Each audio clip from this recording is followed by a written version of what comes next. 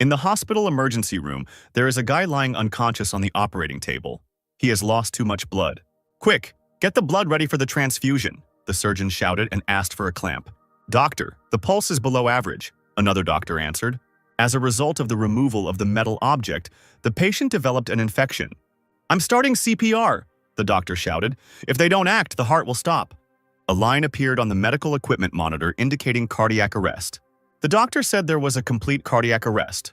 One of the doctors said, "The patient is no longer—" There was a grandmother standing in the corridor to whom they came to give the latest news about the operation. "You will save my son, won't you?" "Please tell him you will save him," she said tearfully. "I'm not ready to say goodbye to him yet. He is my only blood," my grandmother continued to cry. Meanwhile, in the operating room, the doctor was preparing to say, "Death occurred at 22 hours, 49 minutes.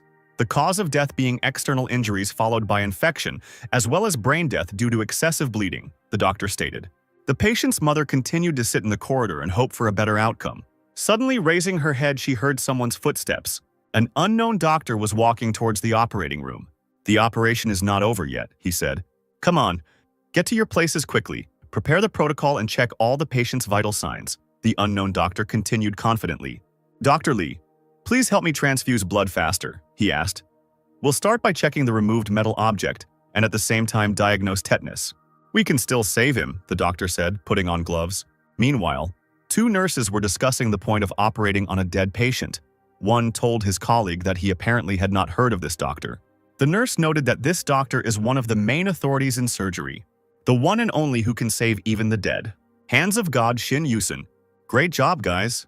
Dr. Shin praised the other doctors after the surgery. "Having bought myself a coffee drink." Taking a sip, Shin Yusung thought that it seemed he wouldn't be able to take advantage of his vacation this time either. "I thought I would rest, but today I spent the whole day in the operating room, continuing to think in my thoughts. What a stressful life I have," the guy sighed, looking up. He remembered that he received the nickname Hands of God because he saved even the dead. At first, he wasn't even against it, since the joy of saving patients on the brink of life and death was his motivation. However, patients, having learned of the nickname, flocked to him for help. They even foisted off privileged clients on me and treated me like a medical device that could be used at any time. So he began to think that the nickname Hands of God was even bothering him. Even his colleagues were afraid of him and gradually left. He effectively became an outcast. "When was the last time I had time for myself?" a guy recalls. "Well, it's great that I'm raking in money," Shin thought, but he really doesn't have time to spend it. Thinking that his life had finally gone downhill, the young man decided to cheer himself up with a can of beer and went to get it. While crossing the road in his thoughts, he did not notice the approaching car. Shin Yusun looked at the truck that was getting closer and closer. As they say, before death, your whole life flashes before your eyes? And indeed, various memories began to flash before the guy's eyes, and all of them were in the operating room. The car hit the guy, and he, having lost his bag, already saw the approaching white light. But something went wrong. "Ray?"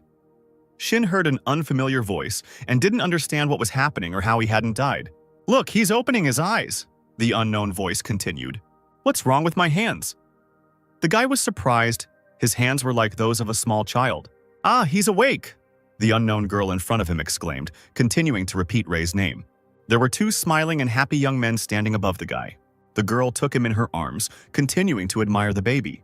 And Shin had no idea how he became a little child. "I'm absolutely certain I was hit by a truck on my way home from work, right?" the guy thought, wondering why he was alive. "And who are these people?" "Honey, Ray's in pain." The strangers were holding the baby in their arms, utterly touched by him. The boy felt how his body looked very small and began to realize that he was reborn as the son of these people. "These people look like some kind of cosplayers," the guy continued to think in his mind, looking at everything around. "Honey, it seems your daddy has a bit too much stubble," the girl noted, a little worried. Indeed, there were large scratches on the baby's hands. And then the unknown man started screaming, worried about these scratches, and started shouting that they should call a priest to heal him. To which the girl reassured him, saying that she could fix it herself. Does she understand medicine?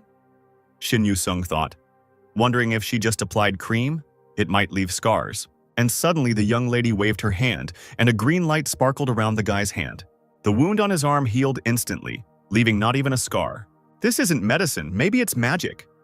Shin was surprised, examining his hand, where the scratch had disappeared. The young people were glad that the baby was okay and healthy. "Look, I told you I could handle it myself," the girl declared proudly, while the man praised her and told her how good she was at magic. Upon hearing the word magic, Shin began to realize that he had been reincarnated in another world. It was a quiet night in the yard. A boy in a child's body lay in a crib looking at the ceiling. "It's been a while since I've slept this long," Shin thought, raising himself a little and looking out the window. 3 months have already passed since his rebirth, and during this time he realized that, firstly, this world is completely different.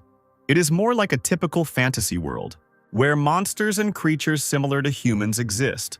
And people often suffer from raids, and therefore, in order to become stronger, they dedicate their lives to the path they have chosen.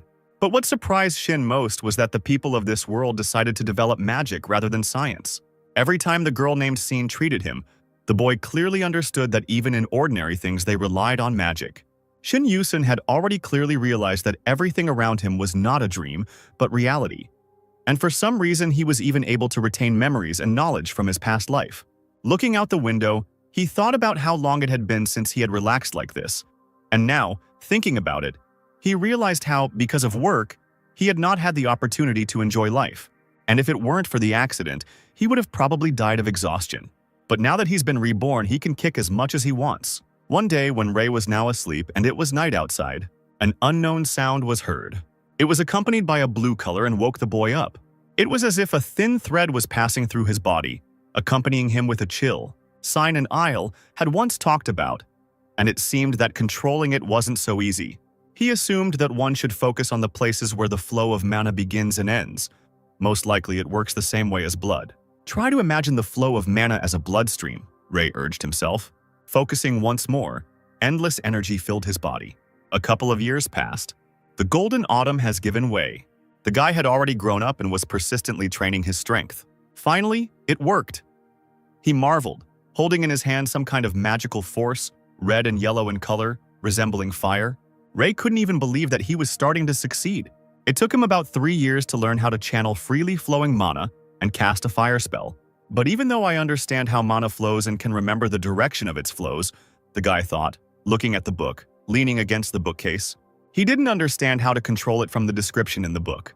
It stated that mana should be stored in the body and used as needed, since mana must be replenished from the environment.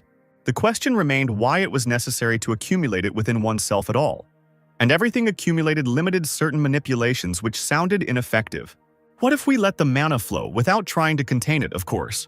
Ray wondered. He wondered if it wouldn't be easier to draw mana from the surrounding environment and use it immediately, which would eliminate the need for mana circles.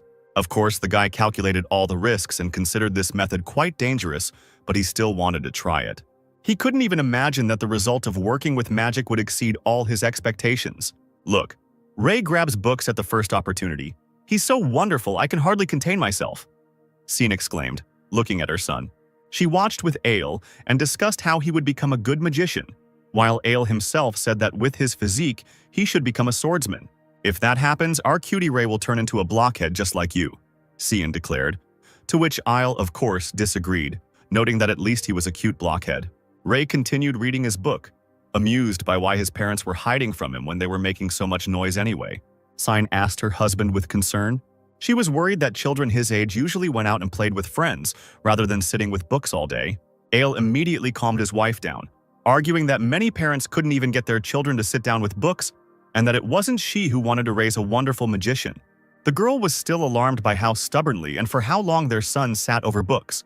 This is not enough, Ray, sitting with the book, understood that he wanted more in magic. He confidently wanted to chart the perfect direction for the mana flow himself, as accurately as possible. It was a warm, sunny day with a beautiful blue and slightly cloudy sky. "Is our cutie Ray here?" Scene blurted out excitedly as she burst into the room. Seeing her son immersed in a world of books, Sane felt anxious again. Of course, she was glad that he was interested in books, but she really wanted the boy to play and be friends with his peers. Perhaps she wanted this so much because, as a child, she herself did not have the opportunity to communicate with other children. Ray looked up from his reading and looked at his mother in surprise, who was worried about something. She was definitely very worried about something. "Ray, do you want to play with me today?" Scene asked with a bright smile on her face. The boy's face immediately lit up. He was already happy that his mother would teach him the basics of magic. "Yes, let's play," Ray exclaimed, his eyes shining with joy, already anticipating magic lessons. Sign looked at her son, surprised by such a violent reaction. The girl hugged her son tightly. She was pleased to see such a reaction to the offer to go for a walk. Why hadn't she asked this before? It seems that everything did not go according to plan for the boy. He was standing with his mother near the door to the street. "Well, you won't need books, we're going outside today," Sein declared solemnly, pointing to the front door. Ray ironically went the other way. He can't waste his time on games. He needs to practice more. The boy's mother was very proud of her son, as he devoted so much time to books and studying. "But today you really should take a break," Sein stated softly, placing her hands on the boy's shoulders. Ray looked at his mother with a little disappointment and confusion, but he still realized that he had not gone outside since his rebirth. He didn't even have any idea what this world looked like. "Okay, let's go out and play a little," the boy exhaled. "One day of rest will definitely be enough." "Great, then hurry up," Mom said enthusiastically. Stepping outside and seeing the world for the first time in several years, the boy's face lit up with great surprise. A bright and colorful town appeared before him, with low houses whose roofs were decorated with intricate elements, and green trees planted along the roads created a more cozy atmosphere. For 3 years, Ray spent at home reading books, immersing himself in the vast knowledge of this world, not even thinking about leaving the house. And when Ray saw this city for the first time, he felt a sense of peace, and the place itself was imbued with a cozy charm. The boy realized that he had effectively locked himself in a cage. "Ray, what are you thinking about?" Sen asked, observing her son's surprise and fascination with the world. Mom suggested taking a look around a bit. The boy's foot stepped onto the soft ground covered with grass.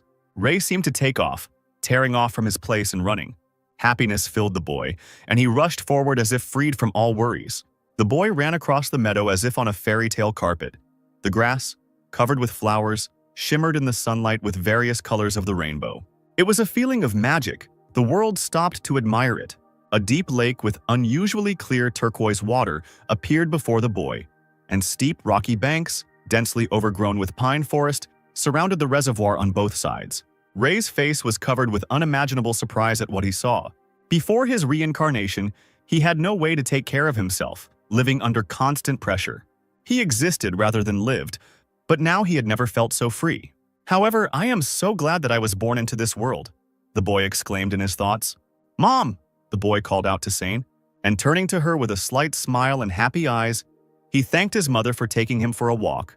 "Urgent patient, take him to the operating room immediately." Ray recalled his life spent with patients all day, how he carried out operation after operation so that there was no time even for rest. He was so tired that he had no strength left to endure this chaos. "Ray?"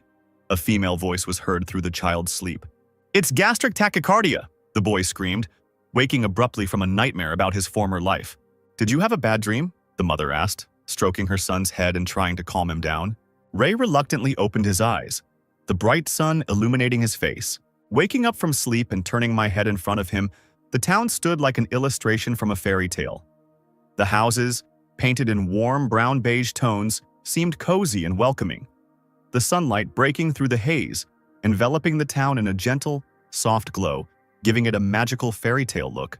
Ray fully realized the reality of his rebirth into this wonderful world. He felt completely rested and ready to live life, and he firmly decided that his life in this world would be strikingly different from the previous one. Ray lived with his family in a small, cozy house with a small flower garden in the backyard. "We're back!" Sein cried joyfully, discussing with her husband what a wonderful walk they had had. The boy slowly approached his mother. "Mom," Ray began, tugging her skirt slightly to get her attention, and with bright and joy-filled eyes he asked to be taught magic. "Oh my God!" Sein looked at her son in amazement, covering her face with her hands. And falling on Ayla, she began to be touched by how Ray could be so sweet.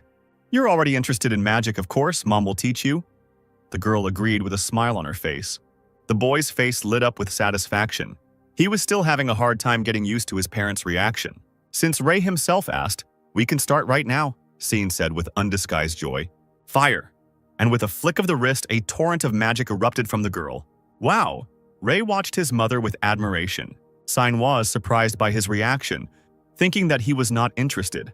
"It's fire, aren't you curious?" Sein, expecting admiring glances, was surprised to see her son simply standing there, so surprised he couldn't say a word. The boy had already used this magic and he wanted more.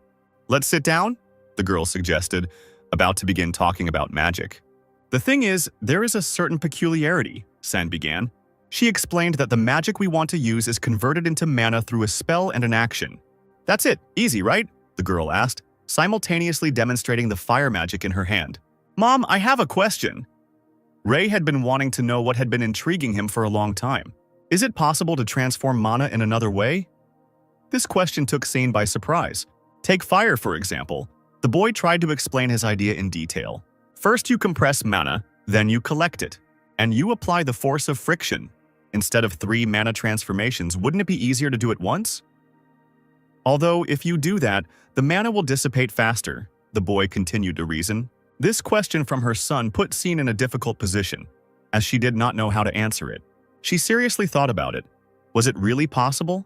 She thought about this idea. If 3 events grouped together stabilize, then everything will work out, said Sane. True, she did not test this in practice and assumed it purely theoretically. The boy plunged into deep thought, pondering the information he had received. Stabilization, does that mean? Rei thought, clenching his fist. What is in a completed state? Can we add more attributes? The boy summoned all his strength and concentrated, and suddenly his palm began to sparkle, energy accumulating in it as if recognizing the direction of his actions. A powerful stream of scarlet flame burst from the child's palm, coloring the air orange-red, illuminating everything around with a gentle but burning light. And Sane, seeing this, was deeply shocked. I did it! Rei exclaimed with joy, not believing his eyes that he had finally managed to implement his theory. Then Eel suddenly ran into the room, hearing a strange sound and the boy's cries asking what it was. Sane was wildly surprised that she couldn't even explain what was happening to her husband. She didn't even notice the moment when her son used magic. After all, when using magic, there is always a flow of mana that needs to be controlled. Rei remembered his life where he was constantly with patients and was constantly tired, but he didn't even feel this magic. It turns out that it was much easier for him to understand by imagining it as an atom, and when combined as a compound, there is no longer any need to introduce mana. While he was thinking, he didn't even hear his worried and astonished parents. Oh no, was I concentrating too much? The boy looked at his mother. Mom, what happened? Cian was very proud that Rei could use magic. I think I'm a genius. The boy was sure of it. His mother was very proud of him. That same night, when the boy fell asleep, the parents decided to talk about today. This is a serious problem, Rei heard through his sleep, opening his eyes. What should we do if the academy finds out about him? Sane and Isle discussed anxiously, wanting to protect their child. Rei, already fully awake, realized that they were talking about him. Rei is a genius, the kind that are born every 100, no 1,000 years, his parents whispered. What if he attracts academies? What will happen then? The boy didn't know what academy his parents were talking about, but he assumed that he might be drawn there because of his abilities. Whatever happens, I need strength, Rei thought confidently. Previously, he wanted to learn it for fun, but after changing his mind, he became eager to gain absolute power. It was a warm, sunny day, illuminating every branch of the trees. The little house looked especially cozy, surrounded by birdsong in the bright sunlight. Someone was sleeping in the room, making a characteristic snoring sound. The fair-haired young man jumped up, awakened by the rays of the sun streaming through the window. The guy looked out the window. Is it morning already? Since I am a hermit in bed, I cannot say how time passes, the boy reasoned, scratching his head. And fully awake, an idea struck him. So, should I take the risk? Rei, now 15, exclaimed questioningly. His experiments and research into increasing the level of magic and his genius understanding of mana, they became the basis for its extremely rapid development. Due to the massive amount of mana he absorbed, his hair turned pure white. Right, I need to take this with me. Rei held up a sign with the phrase, I can cure those who are sick. Perhaps he would need some medical knowledge. It's worth a try, Rei declared decisively. Before leaving, the guy sighed slightly, decided to test all his magical powers one last time, and made a slight movement of his hand. And 3 elements began to appear one after another, the first of which was a blazing fire with tongues of flame of various colors. Further, eddies of wind appeared from the boy's hand, visible as transparent streams. And at the end of testing their powers, ice appeared, forming ice crystals. The guy finished it all off with a bright flash of his fingers. Excellent, he declared proudly. That's it, we have to go. Rei went to the square in the town. Today was the most sunny and warm day. Having decided on the location, he carefully placed his sign. It seemed like a suitable place. The guy stood on a busy street. He, a little embarrassed, cleared his throat slightly and prepared to give the call. "I can cure anyone who's feeling ill. Take any patient here," Ray shouted across the street, calling the crowd together. But the residents, looking at the young man's age, were only touched by what a pleasant young man he was. They laughed and shouted at him to go home and that he shouldn't mock sick people like that. Ray expressed his indignation. He didn't like the fact that these people were allowing them to judge him. Although I expected something like this, the guy needed to calm down. But he felt his anxiety growing, and the excitement was gradually consuming him. "I can't believe no one came," Ray screamed, falling to his knees in despair. He thought that there was definitely nothing to do here today and he should go back home, but suddenly a silhouette appeared. "Can you really heal the sick?" The boy looked up, hearing someone's voice. "Anyone?" A young girl dressed in a green and white dress stood before him. Ray wondered if this was his first patient. "So, can you do it?" the young lady asked, now with increasing interest, to which the young man replied that he needed to examine the patient first. The girl with a displeased face looked at him with a little anger, and she started screaming that such an idiot could not heal a sick person. Ray was indignant at what he heard. "Hey, Shorty!" he called out to the girl. "What, Shorty?" These words made her very angry. Even though I looked like a useless 15-year-old boy, he was very confident in his words. "But there's no one I wouldn't help." Ray put his hand on his chest, declaring that it was time to stop judging by appearances alone. The girl, looking at the guy, was once again convinced that he was very young. But for some reason, I was confident in him. "You're right, I'm sorry," the lady apologized, coming closer. "Allow me to introduce myself formally. I am the only daughter of Viscount Hade von Elich." The girl made a slight curtsy, holding the edge of her skirt on both sides. Ray introduced himself and looked at her. Assuming that she was a noblewoman, this was evident from her clothes. Alika was not happy with the guy switching to formal speech and asked him to speak as before. She began her story by saying that the patient who needed to be cured was her father. Recently, the skin on his chest turned red and lumps appeared. All of it swelled up like balls. The girl's face became very sad. Ray's first thought was, "Can I have a look at it?" The guy asked. It was an emergency and every second counted. The main thing is that it is not a tumor the size of a ball. And the two of them ran, hoping that the main thing was not that it would be too late. Having reached the house, the boys stopped near the fence that enclosed the garden and the house. "Come on in." In front of the guy stood a large, luxurious house with an equally large area and a fountain in front of the house. As soon as they entered, they saw the butler. "My lady, you have returned." Elika ran up to the butler asking how her father was. "My lady, his condition suddenly worsened and he died," he replied. This is a lie!" The girl's face began to fill with tears. She didn't want to believe what was happening. And Alika ran very quickly to her father's room, hoping that the rumors were just rumors. As the lady ran down the corridor of the mansion, a thin thread of hope flickered in her soul, clinging to the thought that this was all a lie. Bursting into the room, the girl shouted, "Father!" In front of her sat a tearful mother, and next to her on the bed lay a pale father with his eyes closed and those same black balls on his chest. "No, father, please!" Elika threw herself at the bed, letting out a piercing cry of utter despair. Ray, who was present at this, also came closer, his face serious and focused. He began to examine the black balls in detail, studying their structure. They seemed to have attached themselves to the man's chest, tightly clinging to his flesh. Concentrating, Ray used his magic, checking for subtle signs of life, and he firmly declared, "He can survive." The tearful mother and butler looked at the young man in surprise. It seemed there was no hope left. "Ray," Elika said quietly, gently tugging at the hem of her dress. "Please, save him." The girl's face was covered in tears and disappointment, and her voice was full of pleading and despair. The guy grinned, looked at the lady and said only one comforting word. "Don't worry." His voice was calm, but inside he was already ready for action. "Who is this boy?" Quite a few people had gathered in the room, discussing how anyone could have let a commoner into the estate. The butler explained that the young man had promised to save the dying man, but there were those who thought he was an ordinary swindler and thief. "It doesn't matter now. I just want to cling to my last hope," said Alika's mother, collecting her tears with a handkerchief. She hoped that perhaps this child would perform a miracle. Her hope was great. Meanwhile, Ray was dealing with the man. The balls stuck to him were filled with black pus. He decided to first concentrate his mana and form a scalpel out of it. And soon a completely real, albeit magical instrument was shining on his finger. But those in the room didn't like what the boy was doing at all.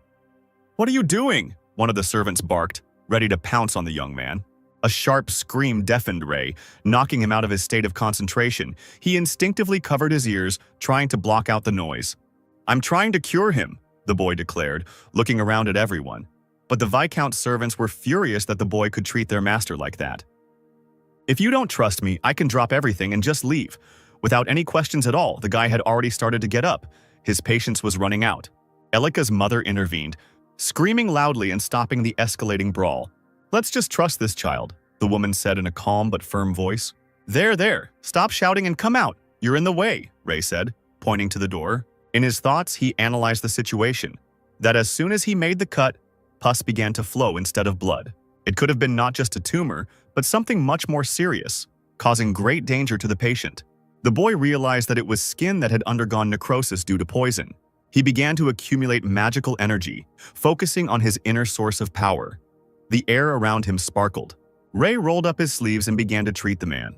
Let's get started, he said, forming a shiny magical scalpel on the tip of his finger. First, it was necessary to get rid of the parts affected by pus, and the young man carefully began to cut off the black purulent balls. All this time they stood in the room and watched. Alika looked at what was happening in horror. Then an incision had to be made on the side of the chest. Seeing what was inside, Ray stopped.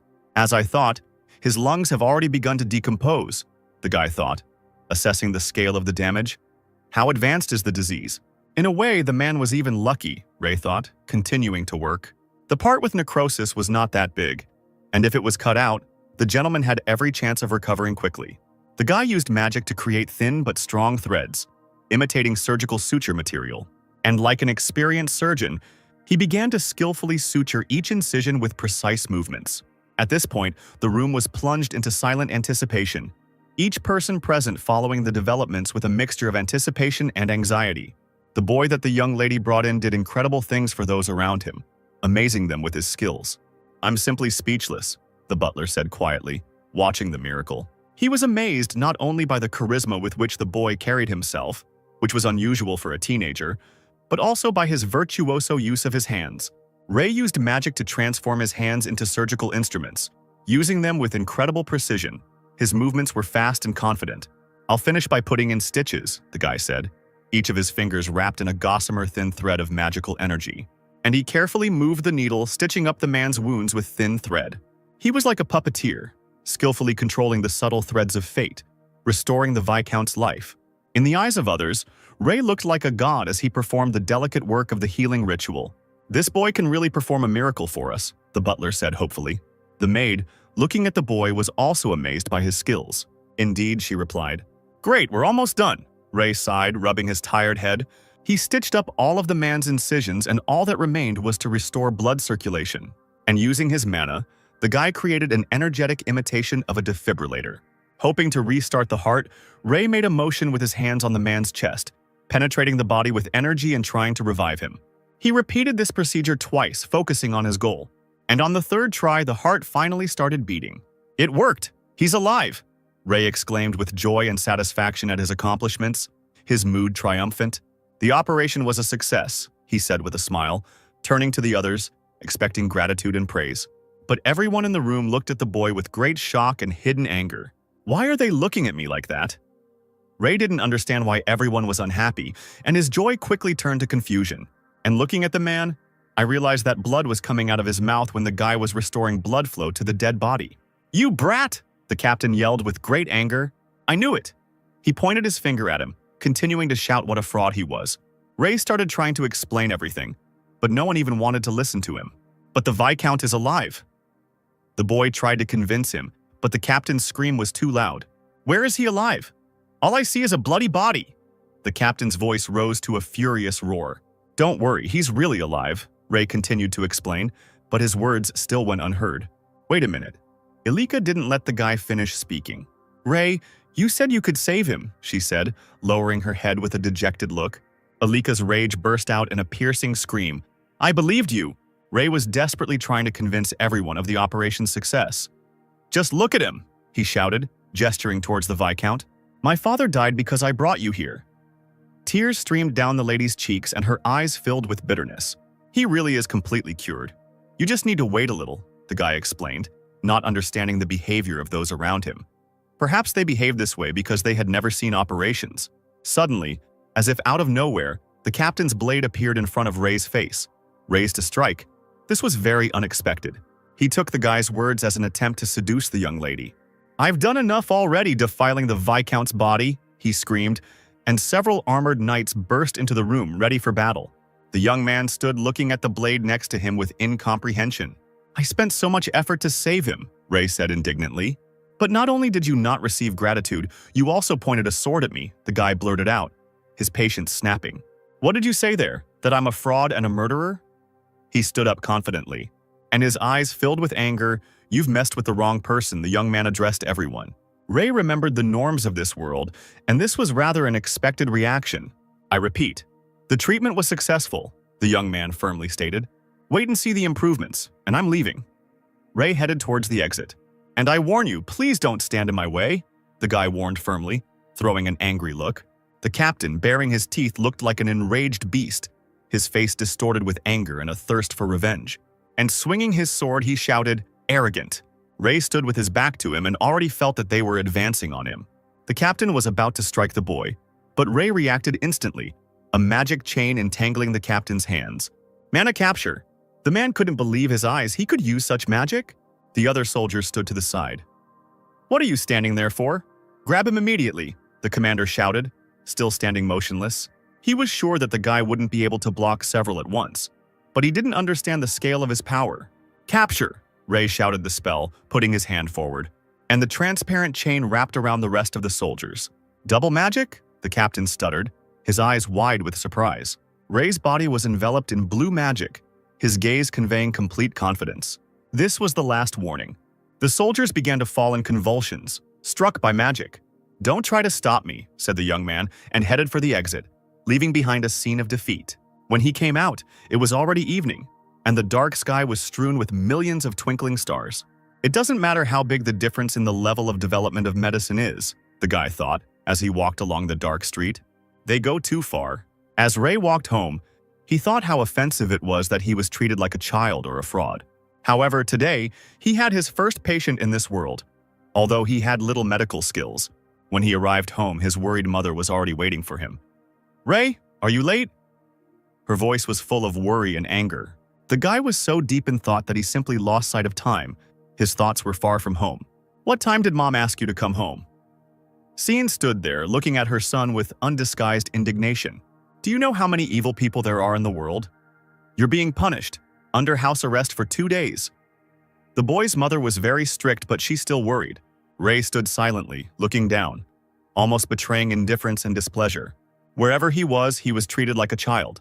At the same time, passions were running high in the Vi country, and discussions continued about what had happened. What was that?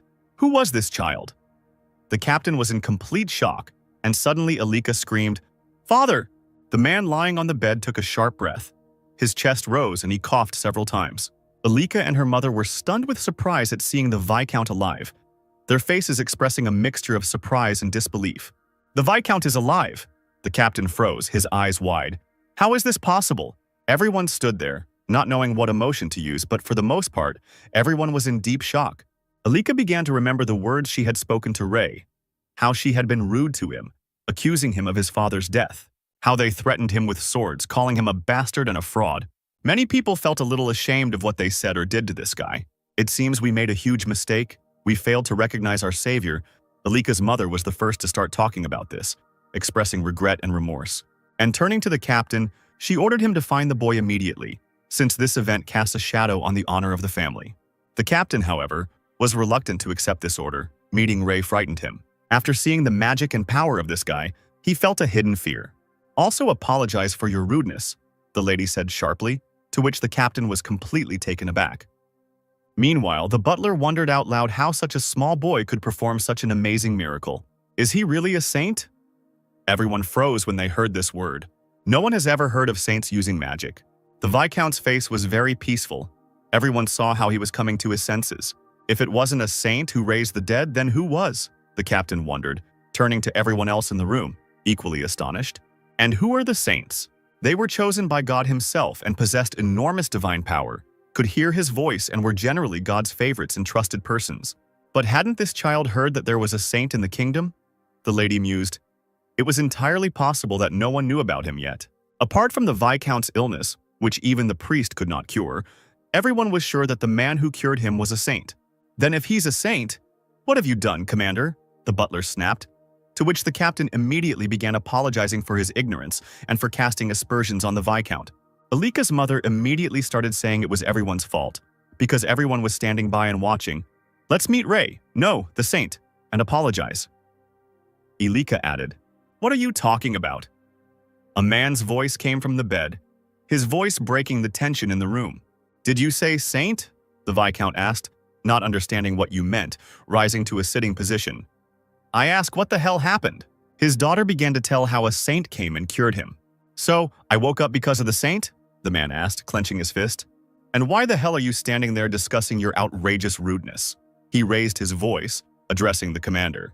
The Viscount continued to shout how dare they and ordered them to stop the fuss. Connect everyone in this mansion and use any means necessary, but find him, the man confidently ordered. Immediately, he added, shouting impatiently. At this time, Ray was sitting, reading a book and lazily scratching his ear. Who's remembering me there? Flashed through his thoughts. Because itching ears means that someone is remembering you. On a sunny day, Ray and his mother went to the forest, at the edge of which stood lush green trees, and between them dense bushes flaunted. Good luck, Ray, Scene exclaimed, happy for her son. Ray held his wand in his hand and prepared to cast a healing spell. He shouted, pointing his hand at the twig. But he didn't succeed. The stick remained broken. At this time, Sane was touched by her son's actions. God, you're so cute. Her eyes shone with love and pride. Fire! A bright stream of fire flared up at the tip of the boy's finger like a small sun. It was really easy for him. The young man tried again to use the new spell, healing. This time the branch also turned out to be broken, and the magic refused to respond to his call. Ray was upset. Why wasn't it working? Wait, let me explain. Listen carefully. Scene offered her help. Healing is a spell that uses mana to increase the vitality of your target. The guy had a hard time grasping it. Imagine using mana to create a layer around the target. Scene pointed her hand at the branch, and the stick instantly bonded itself at the breakpoint. At the junction, a soft blue light shone, indicating the action of magic. The girl, having convinced her son that it was not very difficult, asked him to try to use this spell again. Suddenly, a rustling sound was heard from the trees. Ray and Sane stopped, listening to the sounds. A beautiful animal emerged from behind the trees. Oh, it's a deer! Cian exclaimed. His leg was injured at the bend, and a small amount of blood was leaking from it. Great, why don't you try healing a deer? Cian suggested practicing on an animal. Ray thought about what a practical task would be. It would still be beneficial to him, hoping for a greater result than from training on the branch. Sign advised him to slowly approach the deer and, most importantly, not to worry. Ray concentrated, trying to breathe evenly, and he began to take it step by step, trying not to frighten the wounded animal. The deer raised its muzzle, looking attentively at the young man. Its ears were raised alertly, sensing the presence of a man, and the frightened animal darted toward the forest. He's running away! Ray shouted, watching as it disappeared into the depths of the green thicket. Sign thought, which surprised the guy greatly. As he ran after the deer, he wondered why he had to do this at all. How significant was it that the hand of God had exerted such effort to heal? Ray ran so fast that all the leaves beneath his feet began to swirl in a whirlwind. Of course, he wanted to do everything to save as many lives as possible. The guy continued to think as he ran after the deer. He remembered what happened in the Viscount's house, simultaneously using magic and pulled a transparent chain from his hand to stop the deer. The people here needed knowledge of modern medicine. They are only afraid because of the uncertainty. Caught! The animal was caught in the magical chains and stopped, still kicking for freedom. Still, the deer ran too fast. Despite the injured leg, Ray was surprised by the deer's endurance. It's not evening yet, we'll patch you up now, the guy said with a smile on his face, stroking the frightened animal to calm it down. If magic is what they're using, I'll do everything I can to make it work. Ray braced himself and began gathering mana, a blue-green light sparkling around him. Sign's mouth opened in surprise. This is incredible, mana, but how? She whispered, stopping dead in her tracks. Ray, gathering all his strength into a fist, aimed it at the deer. My honor as a doctor says always take the next step, the young man thought to himself, and shouting a spell, heal, he released a powerful ball of magical energy, enveloping the animal in blue light. The deer made a piercing sound and fell to the ground, its body going limp. Ray moved closer to him, starting to check for signs of life. Sign stood watching the lying deer. She couldn't understand what had happened, and realizing that the deer wasn't breathing, Both of them froze in place, their eyes wide in surprise. "Oh my God, he died instantly!" The boy screamed, not understanding why this had happened, even though his action should have actually healed him. "A doctor who can't save," Ray whispered desperately, lowering his head towards the deer. He began to remember Scene's words that, using mana to reduce the layer in order to increase vitality, he compared his mother's words. Why didn't he understand how to heal but could use other magic? He had the path of mana, and if he used healing on a person, this would not end well. Ray realized that his abilities needed further study. For now, he had to stay away from healing magic, Ray thought. He couldn't risk the lives of others. The forest became silent again. Only the wind and falling leaves could be heard. Day turned to evening. The boy and his mother returned home, tired, but full of thoughts. The family had a delicious, juicy steak for dinner today, which made the guy think that this day was somehow special. Oh, speaking of which, Sane turned to Isle, laughing a little. "What, our brilliant son can't heal?" The father laughed, finding it all cute. Both parents laughed and continued to say what a sweet son they had, which made Ray very angry. "I'll never learn healing magic again," he thought sharply to himself. At this time, in the holy empire of Gaia, there stood a majestic and mysterious palace. Its light, polished marble, its facade lined with graceful straight lines, radiating calm and nobility. In the very heart of the palace stood a female sculpture of Aya, adorned with a golden wreath, giving her the appearance of a heavenly queen. The monarch, the Pope of the Holy Empire, humbly knelt before her, expressing deep respect and humility before the divine essence. "My lady calls me?" the Pope said, gazing at the sculpture. "Find him." Aya's voice sounded like thunder in the silence of the hall. "Find a new gray-haired constellation," she declared, and as if by magic, the shining silhouette of a boy appeared before her. A group of knights in shining armor moved slowly along the road. In front of them walked a man with a cloth in his hands, on which was depicted a symbol, and the whole group was led by a leader on a horse. The knights were discussing a new saint, because they already had one, and then a new young saint appeared. This phenomenon was not the first in history, and it was even good that there would be another one, the saint discussed the walkers. 10 hours before the contingent was dispatched, a conversation took place in the holy empire of Gaia. My lady, at last," the Pope exclaimed, rushing across the hall towards the goddess. Thank you, my lady." He fell to his knees, raising his arms to the sides. He asked what task was destined for him. "Find the white-haired saint in the land known as Cilia," declared the stone goddess, shining in all her glory, a golden vine hanging around her dress, glittering and wondrous. "Is that all?" The man was clearly perplexed by the meager information about who he needed to find. "In Cilia who have gray hair," the man said, hoping for a few more clues.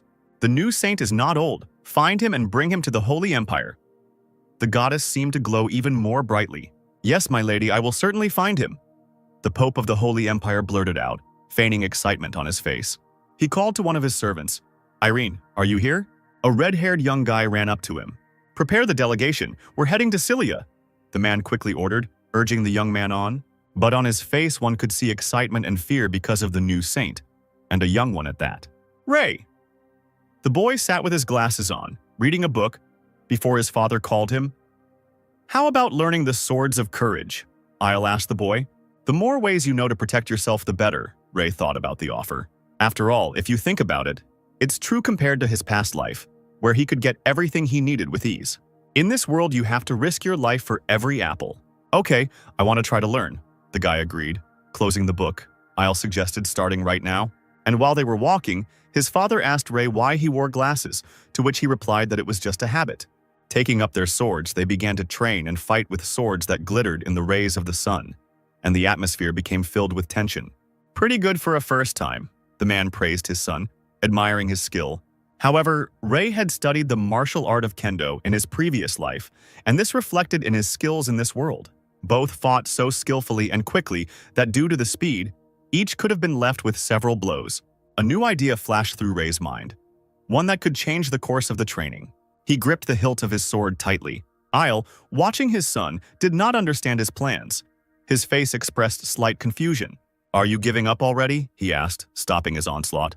Ray began to focus his mana, and his body began to glow with a gentle blue light, as if enveloping him in an aura. Magic surrounded his sword, creating a protective shell.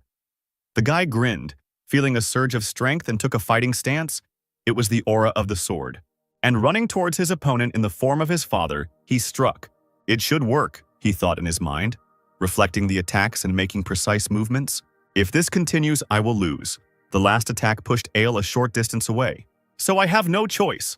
The man began to use magic himself, his sword glowing bright red as if it had transformed into a fiery blade. We must use the aura, he said, and prepared to deliver the decisive blow. Ray looked at his father with inspired eyes. Ale delivered a powerful blow, full of magical power, his sword piercing the air with a roaring whistle. The sword in Ray's hand trembled from the force of the blow and began to slip, breaking free from his grip. The guy flew backwards from the magical shockwave. He landed straight in a sitting position, feeling a little painful and uncomfortable. Ale ran to his son, worried that he had hit him too hard and could have harmed the boy. The city had a bustling market where they sold fresh vegetables, fruits, and other goods necessary for residents. Local residents began to notice an unusual number of people in guild robes wandering around the city, their appearance causing alarm and speculation. A man with dark hair and a hooded cape stood in front of the counter. His face was not visible. He moved purposefully towards a certain place. Did you get anything? The question was addressed to a group of men in street clothes. They replied that it was difficult to find a person knowing only their age and hair color. They were always asked every day. The dark-haired guy from the guild began to notice sidelong glances. Did you guys find anything? He asked, still wearing his cape and patiently awaiting an answer. Look here, Mr. Knight, finding a needle in a haystack is easier? A 15-year-old gray-haired boy? How are we supposed to find him, knowing only this? One of the boys growled, their voices filled with irritation and weariness from the fruitless search. The guild knight gritted his teeth and held back a surge of anger. He felt irritated. You say you haven't found anything yet, then what the hell are you doing? He shouted at the guys and went to see Monsieur Viscount. You guys think he's a normal guy? The Viscount's voice cut through the air, his words full of impatience and anxiety, and he glared at the captain. He continued to shout that this boy was a saint, and if he was not found, the consequences would be dire. There will be war. The Holy Empire could declare war on us. The master continued shouting. If you don't want our family destroyed, find him now. The captain tried not to show any excitement. In the house, they were ready to pay any amount for the necessary information. Did you just say any amount of money? A voice came from the darkness, a silhouette approaching the captain. Then I will help you. A guy in the most ordinary clothes sat in front of him and smiled slightly. He had straight, carelessly flowing brown hair and a pretty face with kind but advantage-seeking eyes. His confidence knew no bounds. Meanwhile, Ray, after the fall, examined the wounds on his hand from the slipped sword. Isle immediately rushed to his son to apologize for hitting him too hard. But Ray, surprisingly, did not show any offense. Ray, what's wrong with your hand? Scene screamed, her eyes wide with fear. Running up to her son and examining him, she realized that he had a broken bone. But it wasn't scary because the arm could be healed with magic. I want to try it myself, the guy replied. Isle still felt sorry for what happened. Healing. Ray's wound after the spell began to be covered with green light. The parents watched in delight as their son was finally able to use healing magic, their faces expressing both surprise and pride. Oh, San sighed, surprised again by her abilities. The wound on his arm quickly healed, leaving no trace, as if the cut had never been there. The parents began to discuss how he managed to do it. Last time he killed a deer, which, by the way, made a delicious dinner. Sen recalled a recent day. Ray realized that it was time to reveal his secret. He felt he had to tell his parents. Mom, Dad, I need to tell you something, the guy began to say. I'm not really like other people. Ray paused, lowering his head and feeling tense, waiting for a reaction. There was deathly silence for several seconds. And then Sane and Isle started laughing. Their laughter was embarrassed and a little awkward. They didn't understand what their son wanted to say. Ray, Mom and Dad will always support you. The boy realized they hadn't understood the true meaning of the words. They began to say that they would always love him, and that even if he brought an orc's wife, he would remain their beloved son, as long as he was happy. That same day, already at home, Ray's conversation continued. He explained that instead of using a circle to store mana within bodies, he uses an endless stream of pure mana naturally formed through the vessels. Since pure mana is much stronger than purified mana, I understand why Ray's magic is so strong, Cian thought, reflecting on her son's words. So the guy, using healing on someone who couldn't withstand the flow of pure mana, could die. Just like it was with the deer. Son, I know you're a genius, but using our family's secret techniques, Sin thought that the boy shouldn't use such magic. Ray thought that he really couldn't use his magic to heal ordinary people. He needed to think about what to do in the future if he wanted to heal people. His parents stood there looking anxious as they pondered the unexpected news. "It's worth gaining surgical experience," flashed through the boy's mind like a sudden flash of insight. "I'll be back soon," the young man shouted, looking at his parents. And when his father asked him where he was going, he replied that he wanted to skip school. He couldn't say that he was going to have surgery. "Don't go anywhere with strangers, got it?" Cian threatened her son. Kids his age are especially active. "I'll be right back," Ray shouted as he left, leaving his parents slightly uneasy. "Wow, Barlow Village is bigger than I thought," said one of the travelers with a large backpack on his back, with a man with a blindfold over one eye standing behind him. "Mr. Traveler, may I ask you a question?" The brown-haired man addressed the two. "Have you seen this boy?" he asked, showing a hand-drawn drawing. He showed a drawing of a blue-eyed, fair-haired boy, adding how handsome he was. The two travelers were confused by the unexpected question, and the one-eyed man looked at the drawing and declared that the drawing was terrible. "Don't rub salt in the wound. I just asked if you saw the kid or not," the guy yelled, waving the drawing. At this time, Ray looked around the village, noticing how much more lively it had become. "No, you don't get it, Viscount." The guy heard a familiar name. His attention was riveted to the conversation. His eyes widened. He couldn't believe what he heard. "I paid a lot of money to find this man," the guy continued to tell the travelers. One of them asked why the gentleman needed this child, to which he replied that he did not know. Perhaps he was very important. Suddenly, the guy who was talking noticed a boy passing by. "Wait," he called out to him. He looked exactly like the description, and coming closer, he began to carefully examine Ray, trying to catch any confirmation of his guess. The guy, feeling someone else's gaze on him, felt a slight thrill. He didn't understand why he had given in to this man. "Hey, tell the guild you found him," the man shouted to someone, satisfaction evident in his voice. "Don't be afraid. I'm not some strange stranger, but a member of the Information Guild," the stranger confessed, leaning towards Ray. Both stood looking at each other. "Hey, didn't they teach you not to go anywhere with strangers?" Ray felt strange hearing this from a stranger and sensed the irony in his words. "You say the Viscount is looking for me?" The boy agreed, realizing he still needed to check on his patient. While they were riding in the carriage, an unknown man decided to ask a question. "What do you mean when you said patient? Is someone sick in the Vi country?" He was genuinely interested. "Oh yeah," Ray leaned back in his chair, his answer casual and nonchalant. "I wonder how they're doing now," he thought, pretending to smile out loud. The unknown man, looking at the guy, was scared that he was so crazy. The carriage arrived, stopping rather quickly in front of the mansion's gates. "We're already here, please," the coachman announced. The butler and servants greeted them, feigning respect and friendliness. "Welcome," came the butler's voice, and all the servants present and the butler began to shout in unison the words of greeting. "Welcome, Holy Lord." Ray didn't understand anything. Could he really be a saint? This thought was absurd and very strange. So once again, the young man was already sitting at a richly laid table consisting of exquisite dishes. "I'm not the saint you're looking for," Ray stated firmly. He was perplexed. "How can you talk about yourself like that?" the Viscount exclaimed, slamming his fist on the table. "You saved my life. No, you saved my family," the gentleman said. "A man who blessed a commoner like me simply cannot be anything but a saint." The man was full of enthusiasm. Ray didn't know how to explain that it was a routine treatment, but the Viscount's wife entered the room. "There's no denying the fact that you were able to bring our dying family back to life," she said joyfully. The lady called her daughter and with undisguised joy asked her to greet the boy, calling him Sir. "Sir, let me thank you for saving my father." Alika stood in a beautiful pink dress below the knee, gloves on her hands. Ray didn't expect to see her. "Weren't you the one wondering why you brought me here in the first place?" the guy said mockingly, causing Alika to become embarrassed. Her parents stood watching this and were amazed by their daughter's behavior. "Alika, this is not how we raised you," the Viscount said in a raised voice, his voice full of firmness and menace. Ray, listening to the girl being scolded, smiled mockingly. "No, it's not worth it. I was just joking." The guy started stopping everyone. He was a little ashamed of what was passing by and still expressed misunderstanding. "What's wrong with them?" "I'm not a saint," the young man muttered to himself, surrounded by complete confusion. Ray thought, looking around the room. "Where is the man who came with me?" he asked one of the maids, to which she replied that the man was in a hurry. At this time, the unfamiliar man ran as fast as he could. His movements were hasty and nervous, and his face was filled with excitement. "Is this kid really a saint?" he thought as he ran. The man decided to immediately report to the guild upon learning about the holy boy. At this time, Ray hoped that nothing would happen and everything would be fine. "Is the food to your liking?"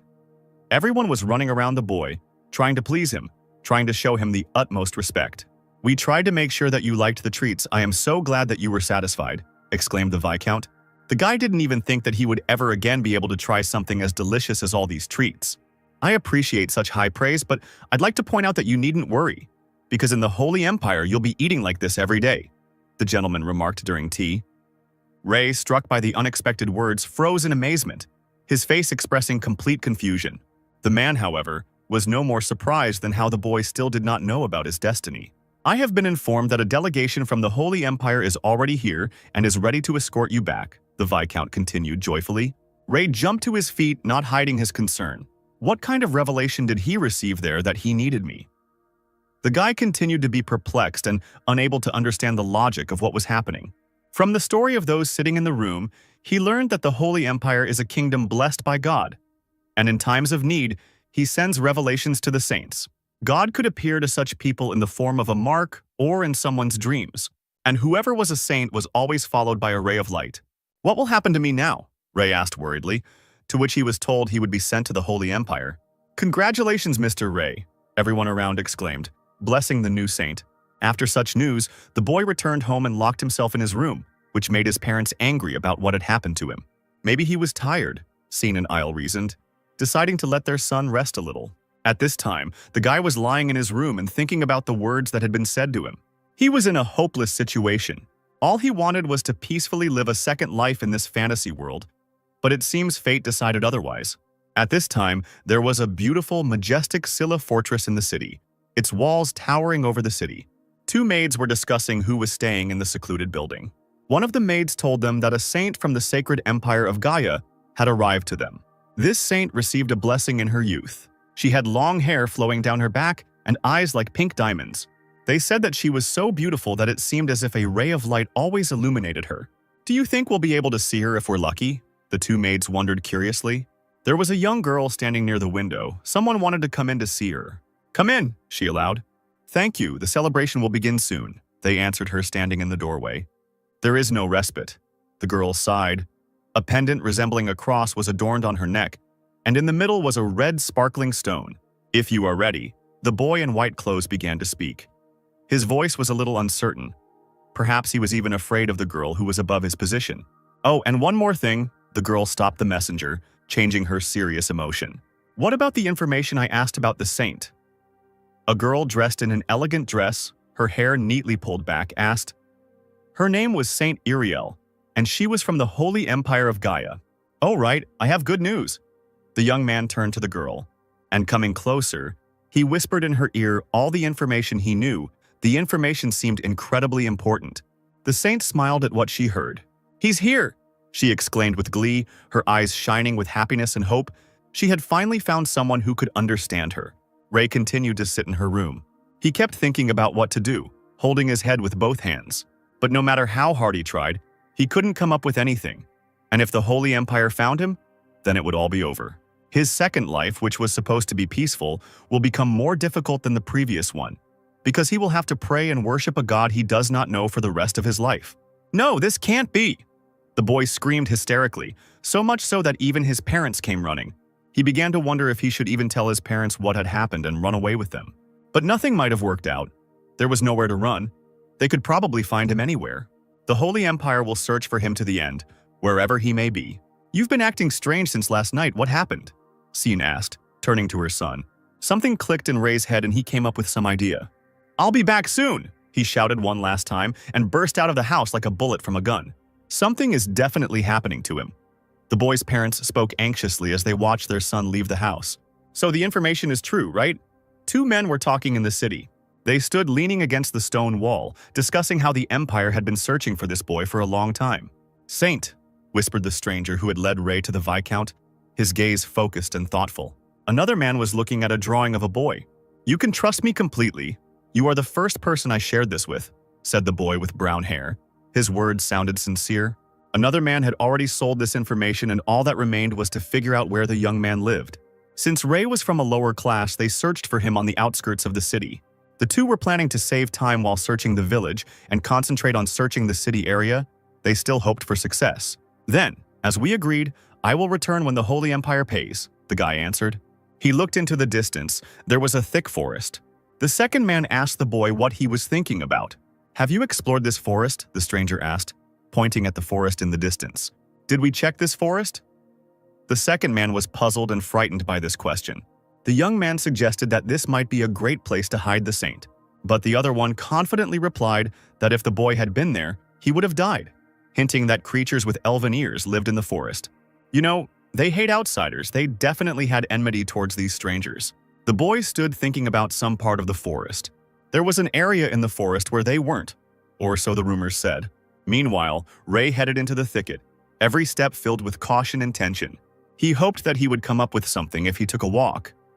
In his opinion, solitude could help clear his thoughts. The guy kept thinking about how to avoid the hunt. He assumed that the guild was too persistent. In his mind, the only option was to escape. But if that were the case, he would have to be on the run for the rest of his life. A peaceful silence reigned in the forest. The boy sat down on a stone, hoping to clear his head and think about everything again. But suddenly, breaking the fragile peace, sharp sounds were heard from the forest. Ray stood up carefully to inspect the location of the sound and assumed a ready posture. Every rustle and crunch of a branch intensified the feeling of growing danger. Something was approaching closer and closer. The guy immediately thought of people from the Holy Empire. Suddenly, the forest was plunged into an extraordinary silence. Only the light rustling of leaves remained. "I don't feel the presence anymore," Ray thought, looking ahead. From the very depths of the forest, out of nowhere, a voice came. "A man," said the unknown person. Having stood up, the guy decided to go closer to the place where the noise was coming from. "A man?" the unknown voice from the void continued. Ray was alarmed by the lack of a visible source of the voice. The stranger asked the guy, "Little man, what are you doing here?" "I was just resting," the young man noted, thinking that it could have been the spirit of the forest. An invisible voice ordered him to leave, calling this place its territory. Ray sighed and, disobeying the stranger, decided to sit on the tree log for another minute, and then go. "I told you to leave right now!" the voice screamed, shaking the tree. Ray didn't understand anything and tensed up. He heard wild anger in his voice. First the Holy Empire, now the unknown voice. No one left him alone. "Hey, I'll leave as you asked." Ray decided to look at the face of the insolent one, and he stood up confidently, expecting the appearance of an unknown creature. "Or I'll stay here, it doesn't matter." The young man gave an ultimatum, not showing a drop of fear. "Go away right now!" the tree screamed, this time even louder than the last. Undeterred by the threat, Ray lay down on the warm stone, enjoying perhaps his last minutes of peace. "Don't say I didn't warn you, little man." An unusual silhouette appeared from the tree. "You think you have the right to kick me out without showing your face?" Ray continued to rant, throwing his head back. A sharp rustling sound was heard from behind the tree, as if someone or something had started moving quickly, and suddenly something jumped, stretching its arm forward. Ray reacted instantly, already preparing for the fight, and he repelled the sudden attack with a powerful flash of bright blue magical light. The attacker was thrown back by the force of the blow. The guy didn't think he would be attacked so suddenly. "If my mana hadn't been activated, everything would have ended badly," the guy said, smiling at his luck. And after seeing who attacked him, he stood up in wild shock. In front of him stood a girl dressed in a green dress. Her appearance was unusual. The tips of her ears were extended. The woman standing in front of the guy had dark, long hair. Her clothes were not like the clothes of people from the city. Ray realized that she was an elf. The guy was amazed that he met an elf in such a place. The forest girl was angry that her attack was blocked. She clearly didn't expect this. "You are an unusual person, aren't you?" she asked. "No, not exactly," Ray answered calmly, a little embarrassed. The girl, having received the answer, began to seem like she was preparing to strike. "You can't stay here!" she screamed and delivered a magical blow. Ray crossed his arms in front of him and parried the attack with dexterity. At the point where their magical powers collided, a powerful explosion occurred, accompanied by a bright flash. The girl was thrown back again by the force of the blow, and leaning against a tree tried to come to her senses. She was surprised that Ray remained unharmed without a single scratch. "Can't be a powerful race?" the elf whispered in slight surprise. The guy was confused by what was said. "I've changed my mind, man. Everything's fine. You can stay in the forest," said the unknown girl. To which Ray replied that he could leave. "We respect the strong. This is the rule of the forest elves Grandel." The girl extended her hand to the guy and invited him to the village of her people. The young man was surprised that there was an elven ancient in the forest. Even though the elf attacked herself, she no longer seemed so dangerous. Ray agreed to go. on the condition that the elf would not attack him. Two people were walking through the forest towards the village. The guy decided to ask the name of the unknown elf. Fia, I am from the Grandel Forest tribe, the girl answered, continuing to walk with a dissatisfied face. Fia, what a beautiful name, Ray thought, speaking his thoughts out loud. The elf turned around sharply and threw an incredibly angry look at the young man, showing how much he didn't like it. Well, it's not a pretty name, she snorted, still with the same angry expression on her face. Anyway, I'm Ray. The guy didn't understand the girl's words and decided to just introduce himself. Meanwhile, the two had already reached the village. Ray stopped and was stunned by what he saw. In front of him, through the dense forest, small houses stood illuminated by the rays of the sun, and higher up on the trees there were bridges forming a transition from tree to another. Small flowers grew everywhere, and the village was imbued with the magic of the forest. The guy was too surprised how something like this could be inside the forest. He had never reached this part before. While Ray looked around and did not believe what was happening, he began to notice the sidelong glances of the villagers. They clearly did not expect to see a person. Everyone wondered why Fia brought a man to their house. Ray, of course, expected this kind of reaction, that everyone would stare at him. Fia, you're back, a blonde elf named Silly exclaimed. She asked who this human child was, thinking that he might be a helper. At this time, Ray stood surrounded by other elves. They were both incredibly happy and surprised to see the boy in the village. It seemed he couldn't even protect himself, Silly reasoned. Fia remembered trying to drive Ray out of their territory, but his powers were too great. The other elf was very surprised how the attacks did not work on the boy. Fia tried to find out if he was from a strong race, but maybe that wasn't the issue. How is Mrs. Era? The girl asked the blonde elf. They both looked at the house high up in the tree. The tree house itself stood on large branches and had a blue-tiled roof, round windows, and a wooden terrace with small railings around it. The girls realized that same Ira had not yet woken up. Oh, that's right. The elder was looking for you, Silly remembered, turning to the elf. Come on, Ray, Fia shouted, calling the boy to come with her. I knew elves were wary of strangers, but not me, right? The boy asked as they walked towards the treehouse. Of course. Who do you think brought you here? The girl answered with a note of irony in her voice. Ray realized that the elf was a trusted person in this village. The two had already gone upstairs and were heading towards the elder's house. And having reached the right door, Fia knocked carefully. Elder? This is Fia, said the girl, making it clear who had come. The door was opened by a lady with long blonde hair, wearing a white robe and a wide, sincere smile. It's been a long time, so come in, she replied, inviting the two into the house. Fia asked the elder if everything was okay with the lady now. Ray stood there and didn't understand what they were talking about. He was a little confused. Is this a human child? The woman asked. To which Fia replied that he could be a good helper. No, wait, Ray interrupted the two ladies. He was clearly not happy with how they decided for him that he would be some kind of assistant. The conversation continued over a cup of tea.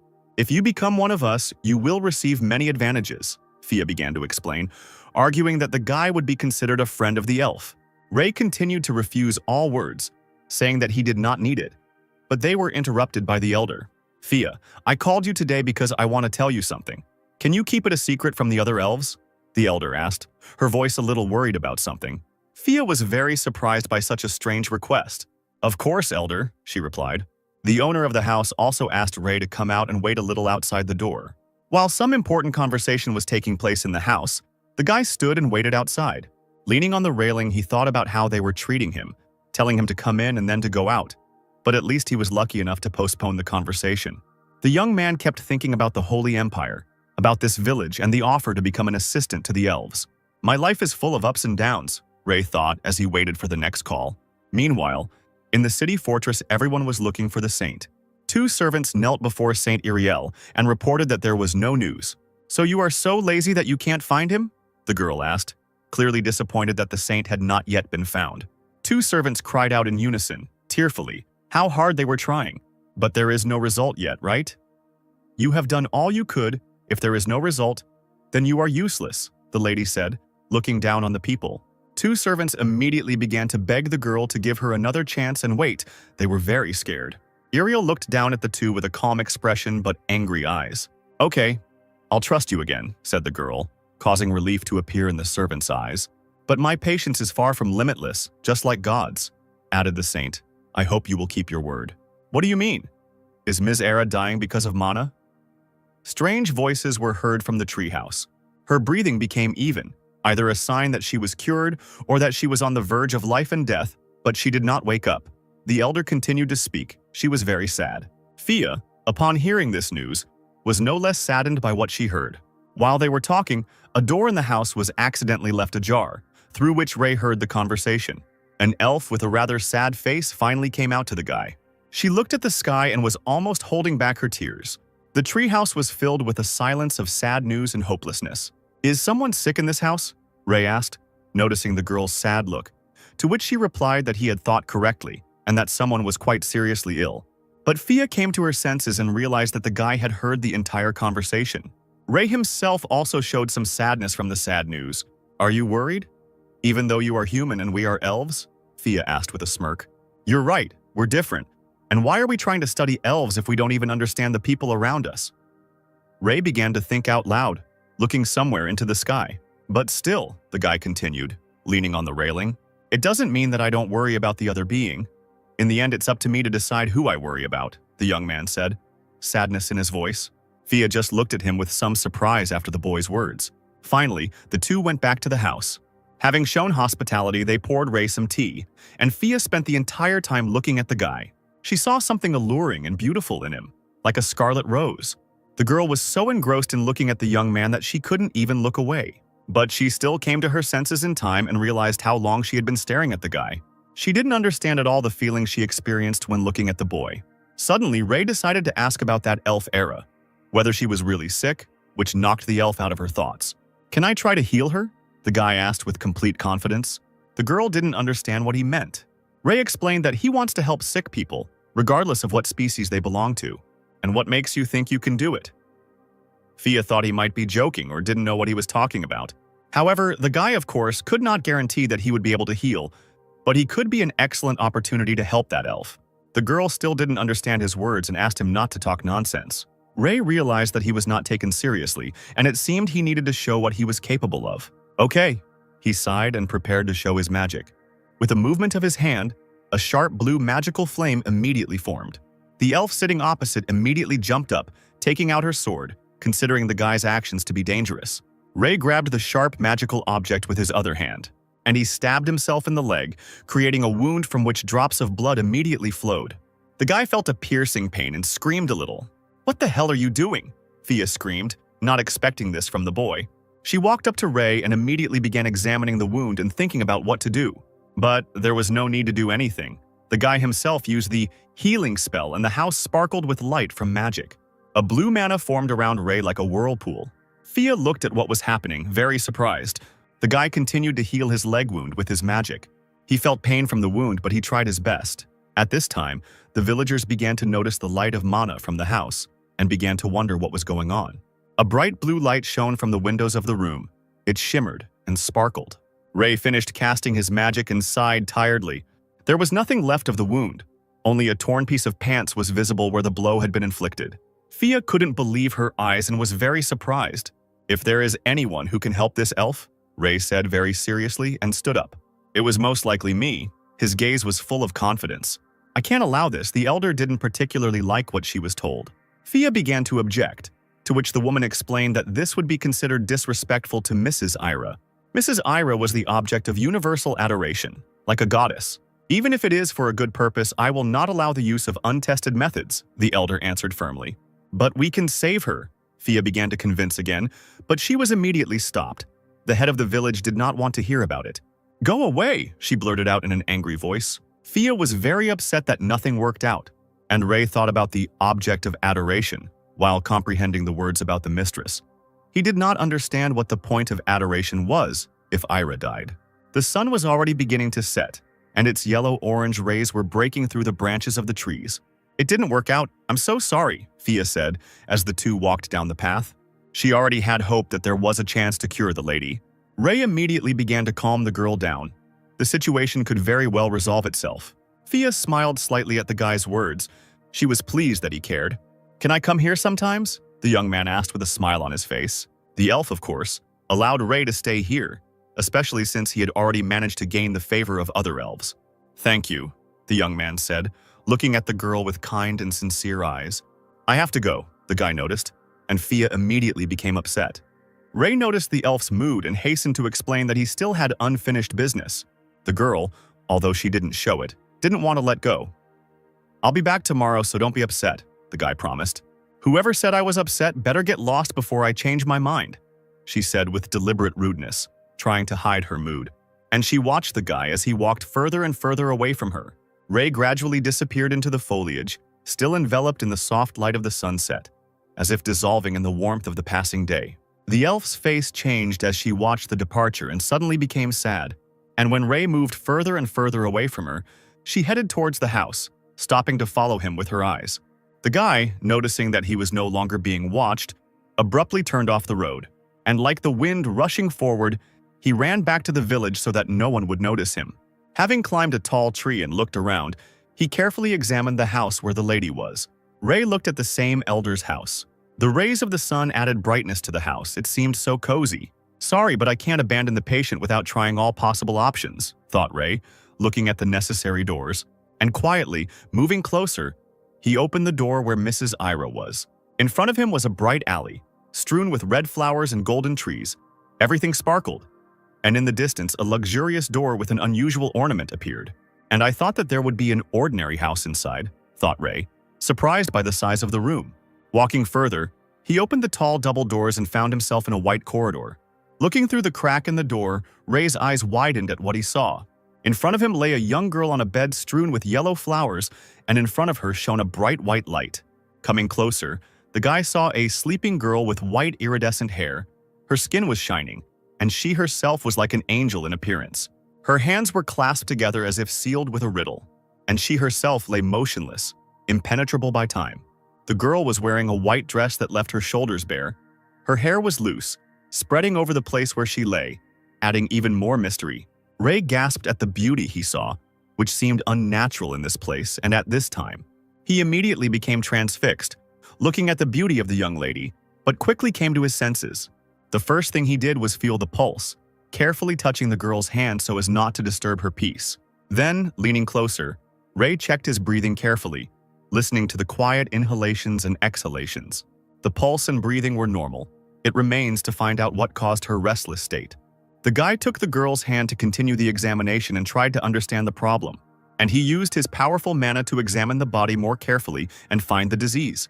The guy examined every part of the body and looked deep into each vessel. "Her body is fine too. She really is on the verge of life and death. Is this a joke?" Ray thought, not finding the cause of the illness. "Is there really nothing I can do for Ira?" Ray continued to think, clutching his head. He definitely needed to learn more about the diseases of this world. But suddenly the young man noticed something. Ray listened to his feelings. He felt an unknown and unpleasant smell coming from the lying girl. Turning the lady on her side, the guy saw what was causing the unpleasant smell. There were wounds on the girl's back that didn't look like bed sores, but they were quite widespread across her entire back. During all this time, they didn't think to check the body? Ray was indignant. He couldn't understand how they hadn't even managed to fully examine the object of adoration. The wounds were large and the boy lacked disinfectants. Ray began to look around for auxiliary items. His eyes fell on a small lake and a green meadow strewn with grass. The young man made a vessel from branches and leaves that resembled a cup without handles, and he scooped up water from the bright blue lake. After placing the bowl, Ray cast a healing spell on the water. Since it was dangerous to use healing magic directly, the boy decided to purify the water and give it healing properties. He scooped up a small amount of water into his palm, and he prepared himself to treat the lady. But before that, he began to remember how everyone here treated her.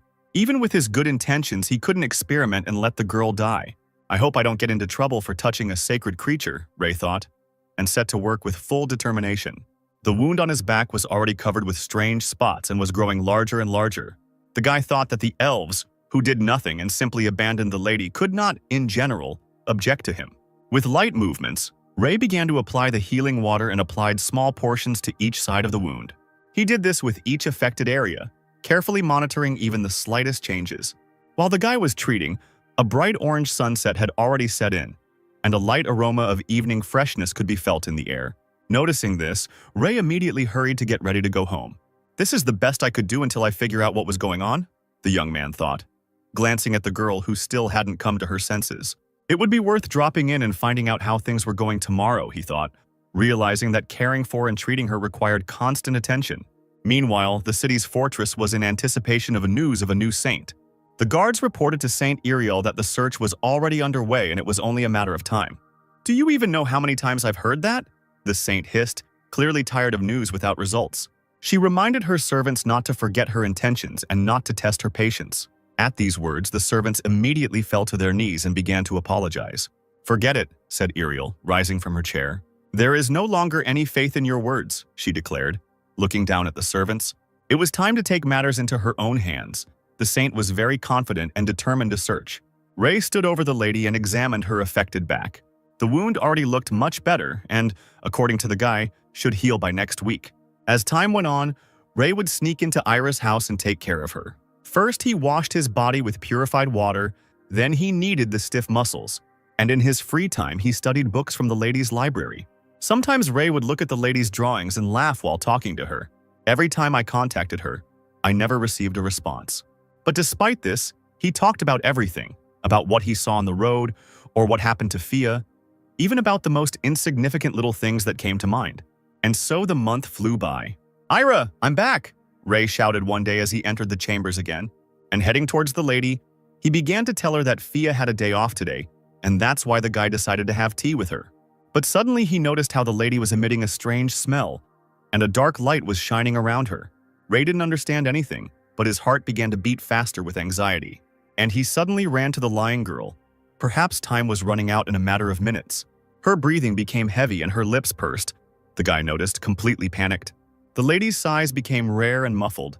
The situation became even more serious. What to do? The young man wondered. He didn't even think that everything could turn out like this. Where is this respirator? Ray began to think for a second, like in his past life.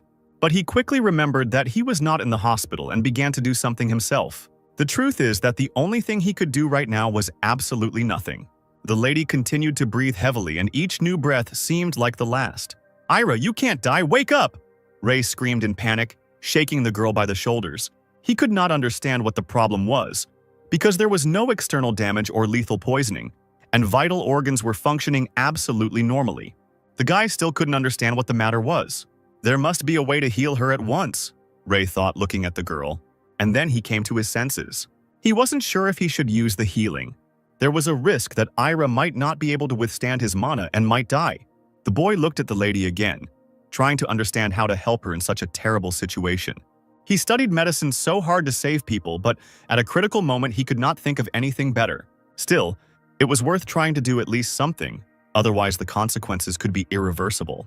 I have to do everything in my power, Ray thought, and began to accumulate mana, filling with blue light. And with a bright flash, magic enveloped the lying body, forming a healing field. From the house itself, a blue light also appeared, penetrating every corner of the room. The townspeople began to notice that it was the same as the last time the boy used magic. Ray tried his best to do no harm and to heal the lady. "Ira, I believe in you. Please hold on," he shouted in the hope that the girl would now open her eyes. Pointing his hands forward, the guy shouted a spell and, gathering all his strength, began to heal. From the power of magic, the body began to rise, and it hovered above the guy, filled with sparks and blue mana light. The light became even brighter, the magic became stronger, and the girl soared higher and higher. The elves, watching the windows of the house, did not understand what was happening. The entire house was filled with bright flashes of magic, so much so that it was difficult to see. Fia immediately thought of Ray. She quickly ran towards the house from which the light was still shining so brightly. The girl did not understand when he had time to start treatment. Even Ray is trying his best. And my fellow elves, how have we helped? Fia thought as she ran to the lady and the boy, a tear running down her cheek. The elf quickly opened the doors and burst into the room like an arrow. In front of her stood Ray, who filled the entire room with healing magic. Raising his hands up, he used all his strength to revive Ira. A bead of sweat ran down his face. His strength was at its limit. "Just a little more," he shouted and tried to finish the job to the end. Feeling the changes in the lady's body, Ray stopped, not fully understanding whether it worked or not. Ira's body hung in the air, supported like a cocoon of magic. The two looked at what was happening and begged for everything to work out. It began to get light around and the magic began to fade. And as if by a shockwave, Fia was thrown back. Ray took the brunt of the blow and was lifted into the air for a few seconds. The guy couldn't withstand the power of magic and fell to the ground without coming to his senses. Opening one eye, he looked at the lady who already looked alive. She finally opened her blue eyes. She came to life. "Ira," Ray said, reaching out to the girl. But the strength in his body gradually faded, and the guy closed his eyes, losing consciousness. Ray began to feel some kind of dark, endless space, as if he were in water.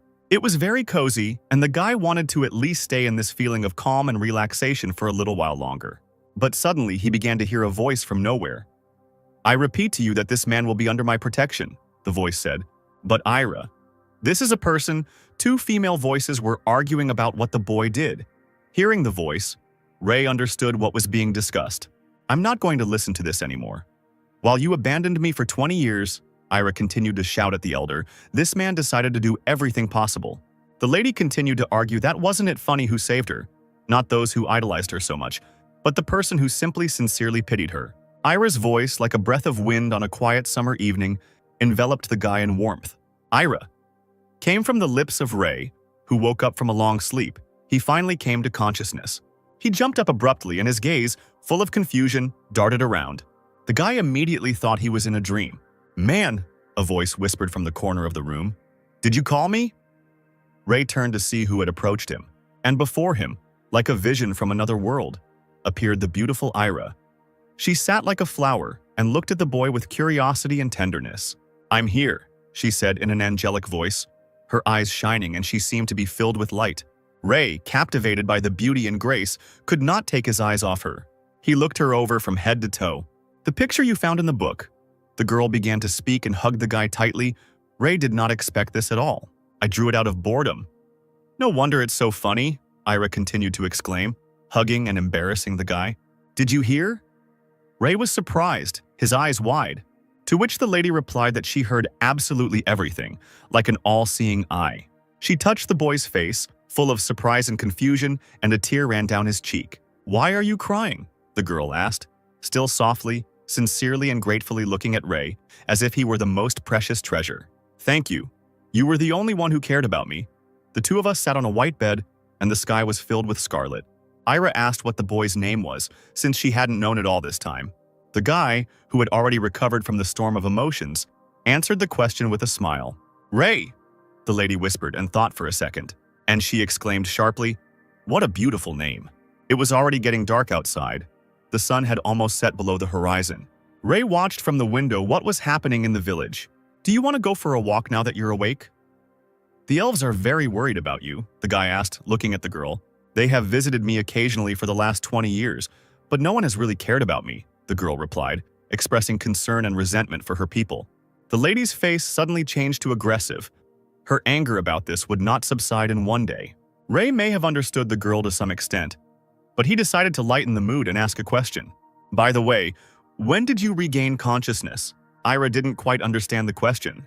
"Well, I wonder how long it took you to regain consciousness," the guy answered. "I never lost it. I was conscious the whole time," Ira said calmly. Ray was surprised for a second. "Are you saying that you were conscious from the moment you were struck by the disease?" The boy was amazed how it was possible to remain conscious for 20 years. How she just lay there without the ability to move even a finger and just waited for so long. "You really," started to say Ray. "You're a smart girl. You did it." He took the girl by the hands and tried to support her. Ira froze at his words. Her eyes began to fill with tears. She began to sob, tears streaming down her cheeks, and her expression immediately fell. The girl shared that she used to despise people. She saw them as the source of all misfortunes, and all their actions seemed to be imbued with selfishness and indifference, without knowing a drop of regret. It was this heartlessness that led Ira to decide to hate people. The girl remembered how Ray courted her, how the guy tried his best to help her and always spoke as if he felt she could hear everything. At first, she was really furious at how the man treacherously touched her and promised to cure her. But in the end, she realized that Ray was different. He didn't want anything in return.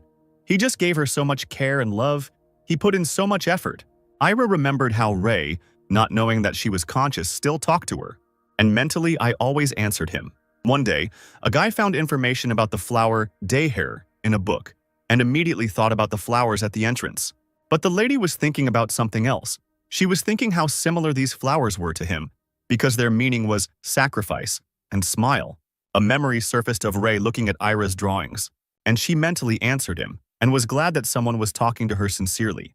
Every time the guy talked to the girl, it was very difficult for Ira. She really wanted to answer at least once so that he could hear, and she didn't want more. "Thank you, Ray," Ira cried, sobbing loudly, unable to contain her emotions. The guy patted the crying girl on the back for not giving up. Ira couldn't take it anymore and threw herself at the young man with hugs. That same evening, an interrogation took place at the Viscount's estate regarding the location of the saint. "I'm sorry, but we really don't know," the Viscount mumbled, hanging his head. Ariel, not having received any information, apologized for the late reception and turned around. However, she began in a menacing voice, "If you lied and hid the saint, keep in mind that the temple will make every effort to interrogate you." The saint threw one last thing to the family and walked away. Later, Ariel held a map of the city in her hands. After searching the entire kingdom, not a single trace was found. "The only place where he could be is here," the saint thought, and pointed her finger at the forest on the map. "We're heading into the forest immediately." The girl gave a clear order to her guards. Night fell. The sun gave way to the moon, and thousands of stars sparkled in the sky. "And what punishment awaits me from the villagers?" Ray asked the lady. "There will be no punishment," the girl answered. Her sentence of mercy sounded very fair after all. He was their hero. "And mine too," added Ira. "If suddenly someone appears who shows disrespect to you," the girl began to think out loud. I explained everything to him clearly. The girl's voice was very confident, and it was clear that she was not to be trifled with. Ray kept thinking that even though Ira had woken up, the other elves weren't in a hurry, which meant that it could only mean one thing: a stunning flow of mana that could scare everyone away.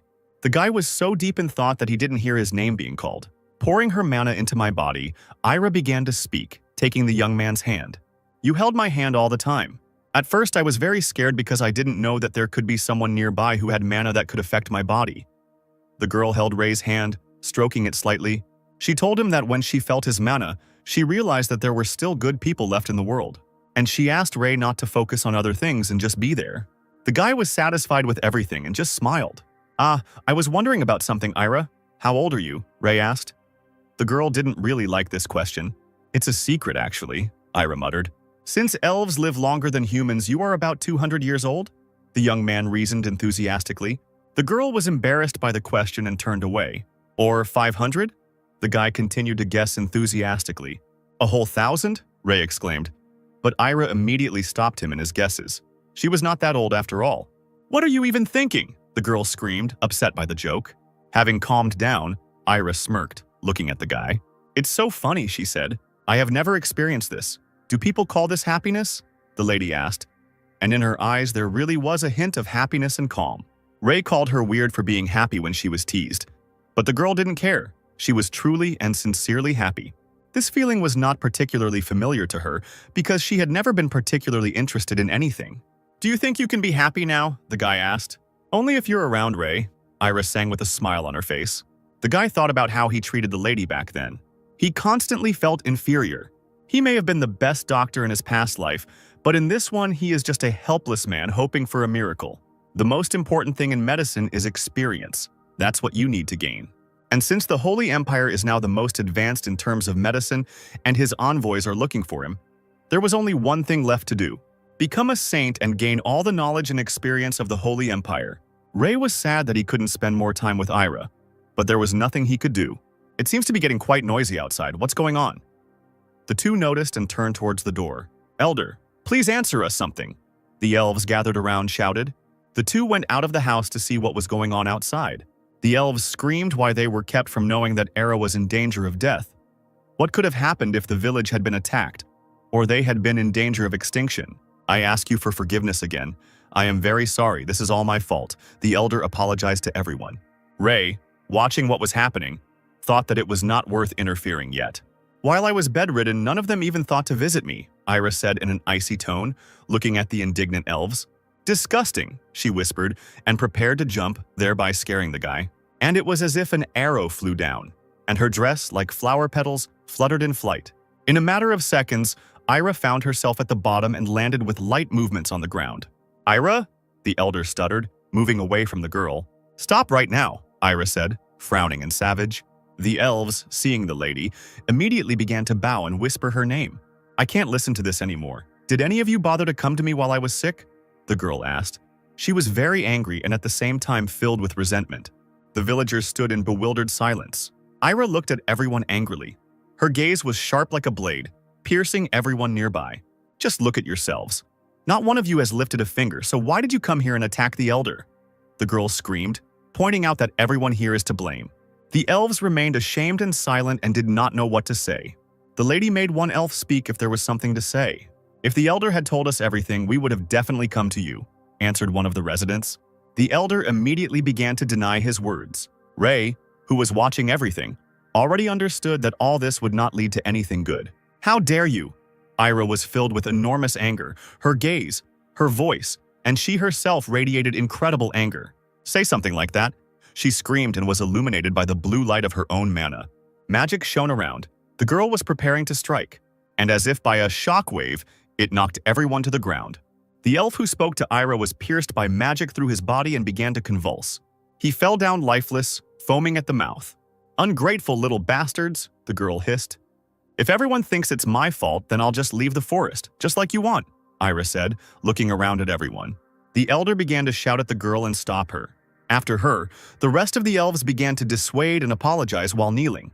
"Ira is okay, right?" Ray thought as he watched the girl return to him. "Doesn't the departure of the leader from the elven settlement mean that they become completely defenseless?" the guy thought. But the girl still did not turn to him. "Ira," he called out, watching as the lady stood with her back to him without moving a muscle. "Are you really going to do this?" Ray asked. But Ira, looking somewhere upward, still stood with her back to the guy and remained silent. A little later, they both went into the house. "How can you disregard the authority of a high elf?" Ira continued to be angry. Her anger knew no bounds. "Do you really want to leave?" the guy asked, sitting next to the girl. To which Ira replied that it was still better than seeing them constantly squabbling. "Besides, I wasn't really noticed before," the girl said sadly, looking down. Ray tried to find out where the elf would go when she left the village. "There is one place I would like to go," the girl began to say. She'd only been looking after them for 20 years, but she was already so exhausted. "Only 20? So you really are about 1,000, Ray laughed. But the girl immediately stopped him so that he would stop mocking in an attempt to find out her age. "Please show yourself, Ira." The streets were filled with the sounds of residents shouting apologies and begging the lady to come out. Ira immediately became depressed when she heard the elves' cries. "You made this decision in a fit of anger, didn't you?" Ray tried to smooth things over and somehow cheer the girl up, but Ira said that elves don't lie, and that she really was going to leave. "You see, if they hurt you badly, it doesn't mean that they don't need you," the guy reassured the girl, trying to set her on the right path. However, Ira agreed with the young man's words. There was some truth in them. "You're right. They need me." Ray's girl supported her and began to stand up.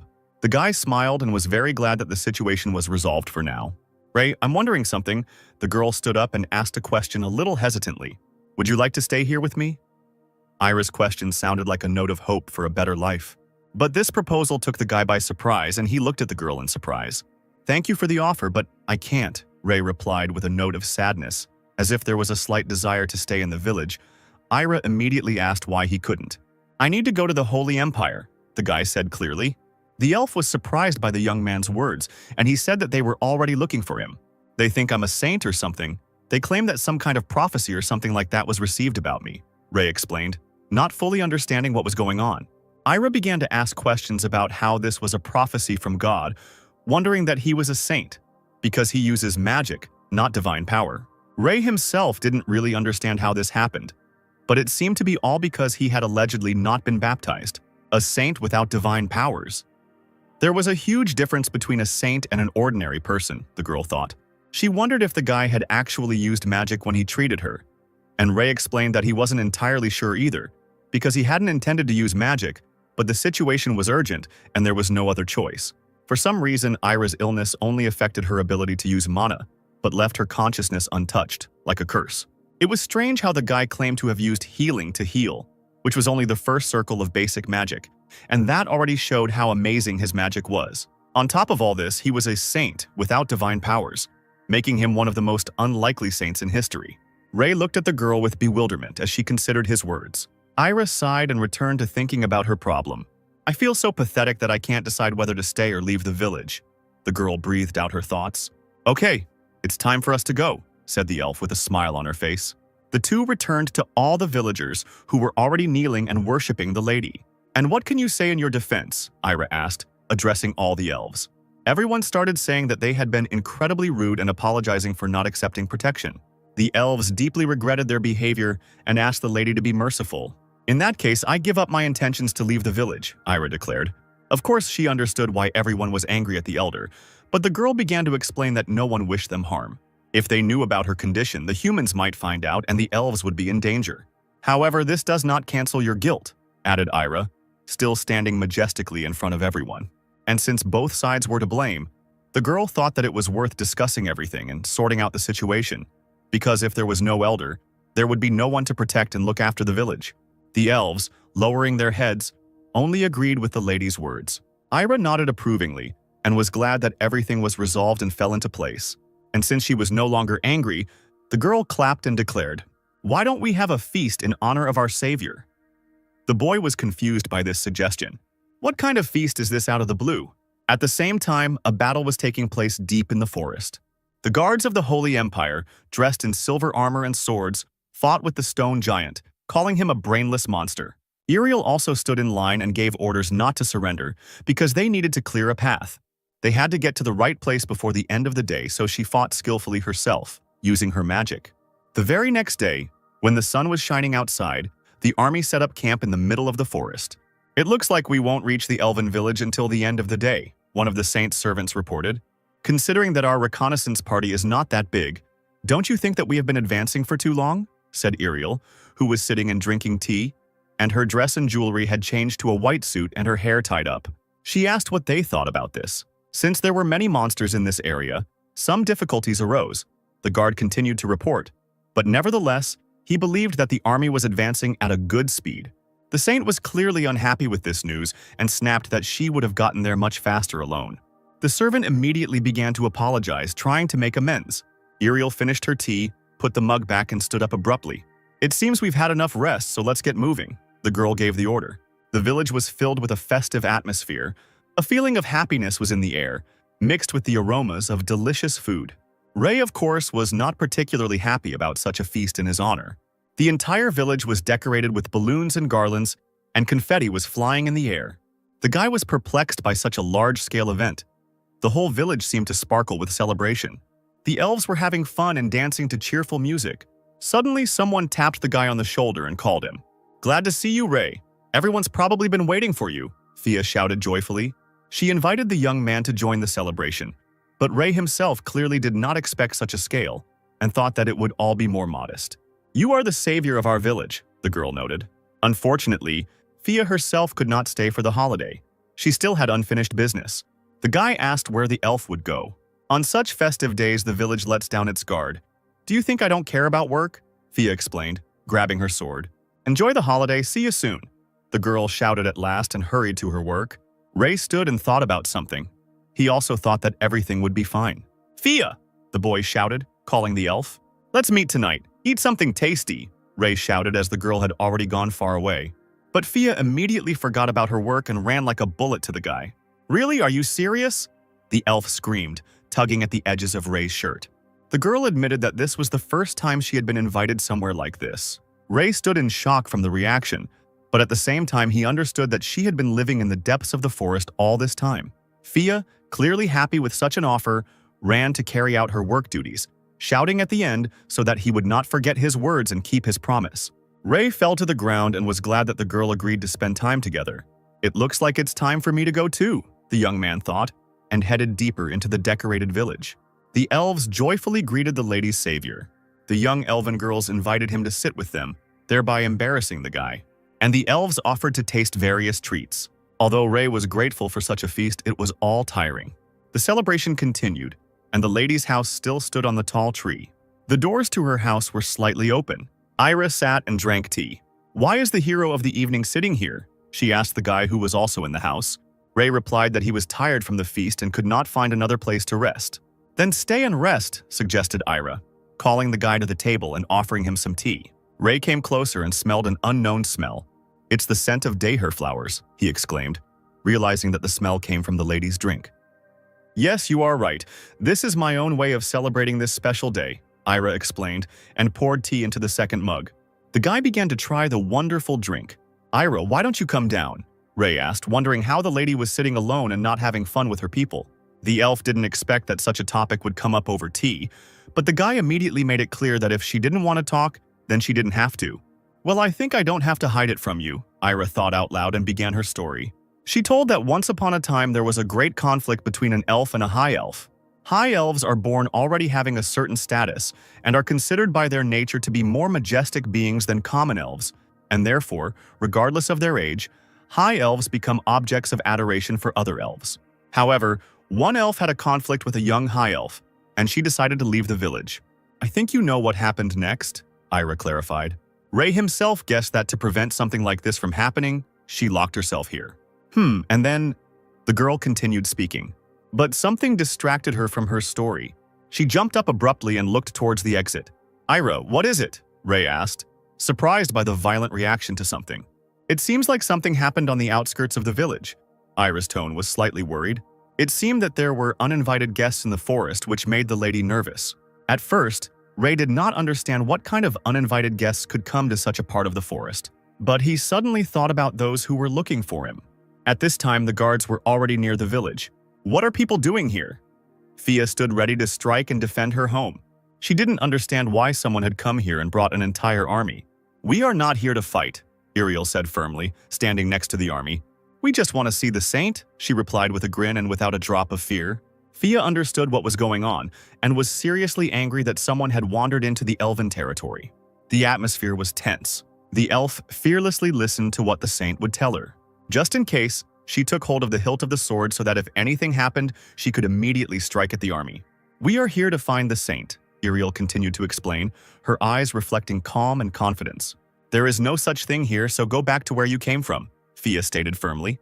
The saint came closer and explained that she only wanted to talk, and asked if the elf had seen the white-haired boy. The girl's expression changed in an instant. She realized that they were talking about Ray. Iriel, seeing the emotions, was convinced of her suspicions. So you really saw him, the saint thought out loud. But Fia immediately began to deny and say that she did not know who this saint was. The girl began to worry. The problem was gaining momentum. Iriel insisted that she had come to fight only to accompany the saint, and they will leave as soon as they finish all their business, and if the elf helps in the search, she will be thanked. Fia, not wanting to give up and reveal the boy, began to take out her sword. This made the guards tense up and begin to draw their swords as well. Since you are so warlike, then bloodshed is inevitable, sighed Iriel, making it clear that if they give her the saint right away, everything will end peacefully and no one will suffer. He saved us all. For his protection, all my fellow tribesmen will only be glad to join me, hissed Fia, her anger already at its peak.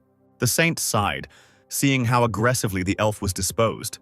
If you stand in our way, a holy war could very well start, Iriel began to fear, and she asked if Fia herself wanted this. The girl was not exactly frightened by this expression, but was worried by the statement. It dawned on her that the people standing before her were from the Holy Empire.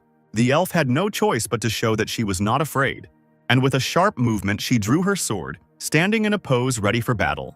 So that's your answer? Iriel asked proudly. Fia was ready for anything, and the army itself wanted it. With one movement of her hand, the saint gave the soldiers a sign of readiness and pointed her hand at the elf. Clear the way, she gave the order clearly and stood to wait for her task to be carried out. The guards rushed towards Fia. The girl looked at the approaching army and prepared to strike. In a second, she disappeared somewhere. The guards stood there in bewilderment and began to look around in search of the elf. Out of nowhere, with a sharp movement, Fia rushed past one of the guards and cut his neck. The fighter screamed in pain and surprise. Iriel stood and watched the fight. Initially, it seemed to her that Fia had great strength, but she quickly realized that she only had a beginner level of Aura Blade. Two servant girls with magic whispered a protective spell for the fighters, and with the spell healing, they raised the guards to their feet, their armor sparkling with magic. But a sword flew into the back of one of the servants, causing her to fall immediately. The enemy closed ranks faster than we expected, the head of the army shouted, giving clear orders. But the sword pierced him so quickly that he didn't have time to understand anything. Another Holy Empire mage quickly began to heal him with magic. But the blade struck him too, and he fell bleeding. There are too many of them, and thanks to the healing magic they don't die. If things continue like this, they will easily break through, Fia thought, looking at the futile attempts to kill the army. She didn't have much strength left, and constantly healing the fighters had tired her out. There was only one way out for her, and that was to strike at the saint herself. And with a huge leap, she jumped towards Iriel. The saint stood too calmly and watched the blade approach. Fia dealt a crushing blow, but something didn't go according to plan. The saint stopped the approaching blow with her hand using divine magic. That's the difference in power, Ariel grinned sarcastically. It didn't take much effort for her to crush and break the elf's blade. Having gathered all the divine mana, the saint clenched her hand into a fist, and she hit Fia with all her might, accompanying the blow with a bright yellow flash. The elf flew off somewhere upwards, and she fell to the ground almost unconscious. Ariel was a little surprised that the elf was still holding on after her blow. Fia, of course, suffered a lot, but continued the fight and, having cleared her throat, rose to her feet again. "You will not pass," the girl declared, holding the injured area of the blow on her chest. The saint was only amused by such persistence from someone weaker than her. "There is no need to be so stubborn, just hand over the saint to us," Ariel repeated once again, giving one last chance for a peaceful conversation. But the elf did not want to give up and took the first branch she came across in her hand and used magic to form a kind of sword. The end of the branch glowed blue, giving Fia at least some chance to fight. "You'll never get it!" the girl screamed. The corners of her mouth were bloody from the blow, but she held herself very confidently and prepared to attack. Still far? Ray and Ira ran as fast as they could towards danger. They were already close, the girl felt it. "We're almost there," she sighed as she ran. Ray kept wondering how many people were there. Did the Holy Empire really bring an entire army? Arriving at the scene, the two stood up in horror. There were bloodstains on the grass and flowers. Fia was bleeding from all the attacks, and around her stood an army waiting to strike. The elf was on her last legs, her strength was almost exhausted, and her wounds were significant. "Get out of my way, Fia, can you hear me?" The boy screamed, running towards the girl, pushing everyone in his path. Everyone present was interested in the color of Ray's hair. The army guessed that it was a saint, and they finally found him. "We came here for you, Holy Lord," they shouted in unison and fell on one knee, bowing to the boy. "Nice to meet you, Saint," Ariel introduced herself as she walked closer through the pools of blood. "I am Saint Ariel Belize." The girl was all covered in bloodstains and a little dented. Ray looked at everyone around him very aggressively. "Ira," he called out to the lady who clearly wanted to do something. The elf asked the guy to stay put and not approach the saint. "If you don't want to die, don't stand in my way," Ira said menacingly. The guards were frightened by such words. Ira helped Fia get up, asking if she was okay. But the girl kept repeating one thing, that she had to stop the saint. "Stop," Fia continued to whisper, even though she was completely wounded and without strength. Ray examined the girl and noticed that her shoulder was dislocated, and it was surprising how she was holding up alone. The guy had no choice but to set the bone through the pain. "Saint, let's go to the fortress together," Ariel exclaimed joyfully, inviting the boy to go with them. But Ray didn't even listen to her and continued to treat the elf's dislocated shoulder. He tore off a piece of his shirt and applied a bandage to the girl's bloody stomach. "Since you have been chosen by God himself to perform a great deed, it is high time for you to begin your duties," the saint continued to say, calling the boy to go with them. Ray didn't like these words at all. "Action? You said action?" The guy began to be indignant. "Exactly. Then what do you think is the point of your being chosen by God himself?" Uriel exclaimed, explaining that God's intention is to choose people who perform miracles. The guy tensed up at these words. Did these people really think that their actions could be justified by some higher purpose? But the saint claimed that initially she simply asked peacefully and tried to resolve everything peacefully, even warning in advance that she might hit. But no one listened to her. "So you're saying that invading their territory and using force to take me away is completely justified?" Ray appeared. He was very unhappy with this arrangement, to which Ariel replied that it was simply necessary. "Did you think I would just agree and follow you?" The guy snapped, showing that he was not afraid. "I would not wish to use force against a person like you, Saint." Ariel's emotions quickly turned negative. All this time, Ira couldn't believe her ears. How dare they invade their territory and cause inconvenience, and even threaten their savior? "Why don't we test what you're capable of?" the lady suggested. But Ariel only threw out words about how pathetic it was to oppose some elf to the power of the Holy Empire. This only made Ira even more angry, and she suggested checking whether she was bluffing or not. "How dare you threaten a saint? You will pay for your words," the army screamed, pointing their swords at the elf. But suddenly one soldier's sword broke in half. It was so fast and abrupt that no one understood how it happened. "Go ahead, dare," Ira added with a crazy look. She was very angry. The guards were abruptly frightened by such magic, and they fell to their knees, apologizing to the lady. The girl laughed sarcastically at their vaunted power. It seemed to her that they would hardly be able to achieve anything with such magic. "They lack faith in the Lord," said Ariel, watching the frightened army. Ira continued to mock the saint, calling her an unfortunate child since she believes that her abilities are granted by God and limits herself only to her faith in him. The saint did not like the elf's words, and she clenched her fist and prepared to strike. "You talk too much," she said and flew up to the lady. Ira confidently said the spell capture without making any unnecessary movements. The attacker was surrounded by magical chains, restricting her movements and preventing her from striking with magic. What is it like to feel the power of the Holy Empire being stopped by an ordinary elf? Ira continued to speak mockingly. Ariel bared her teeth and promised to show the full power of the Holy Empire. "I will do everything to take the saint with me, even if I have to cut him into pieces," she screamed madly. After her words, the forest trembled, and the birds flew away as far as possible. "Don't you dare say such things with your filthy mouth," threatened Lady Ariel, causing fear to appear in her eyes. "While you perceive him as just a piece of meat, you cannot even imagine how important he is to me," Ira stated firmly. "If I wanted," the girl's voice sounded very menacing and frightening. "She could easily wipe your entire race from the earth," the elf continued to scream, but Ray stopped her. "Didn't I tell you? I'm going to the Holy Empire," said the guy who had been watching the fight between the two girls all this time. The girl looked at the young man with displeasure, but Ariel was only pleased with this arrangement. But Ray had only one condition. "I will go to the Holy Empire, but I have conditions," the guy began to say. The saint was very surprised how the boy could set any conditions. "First, I will not be a saint for God's sake," he declared, to which Ariel immediately ran to him. The guy explained that he would become a saint because he wanted to, and that he would stop being one if he wanted to.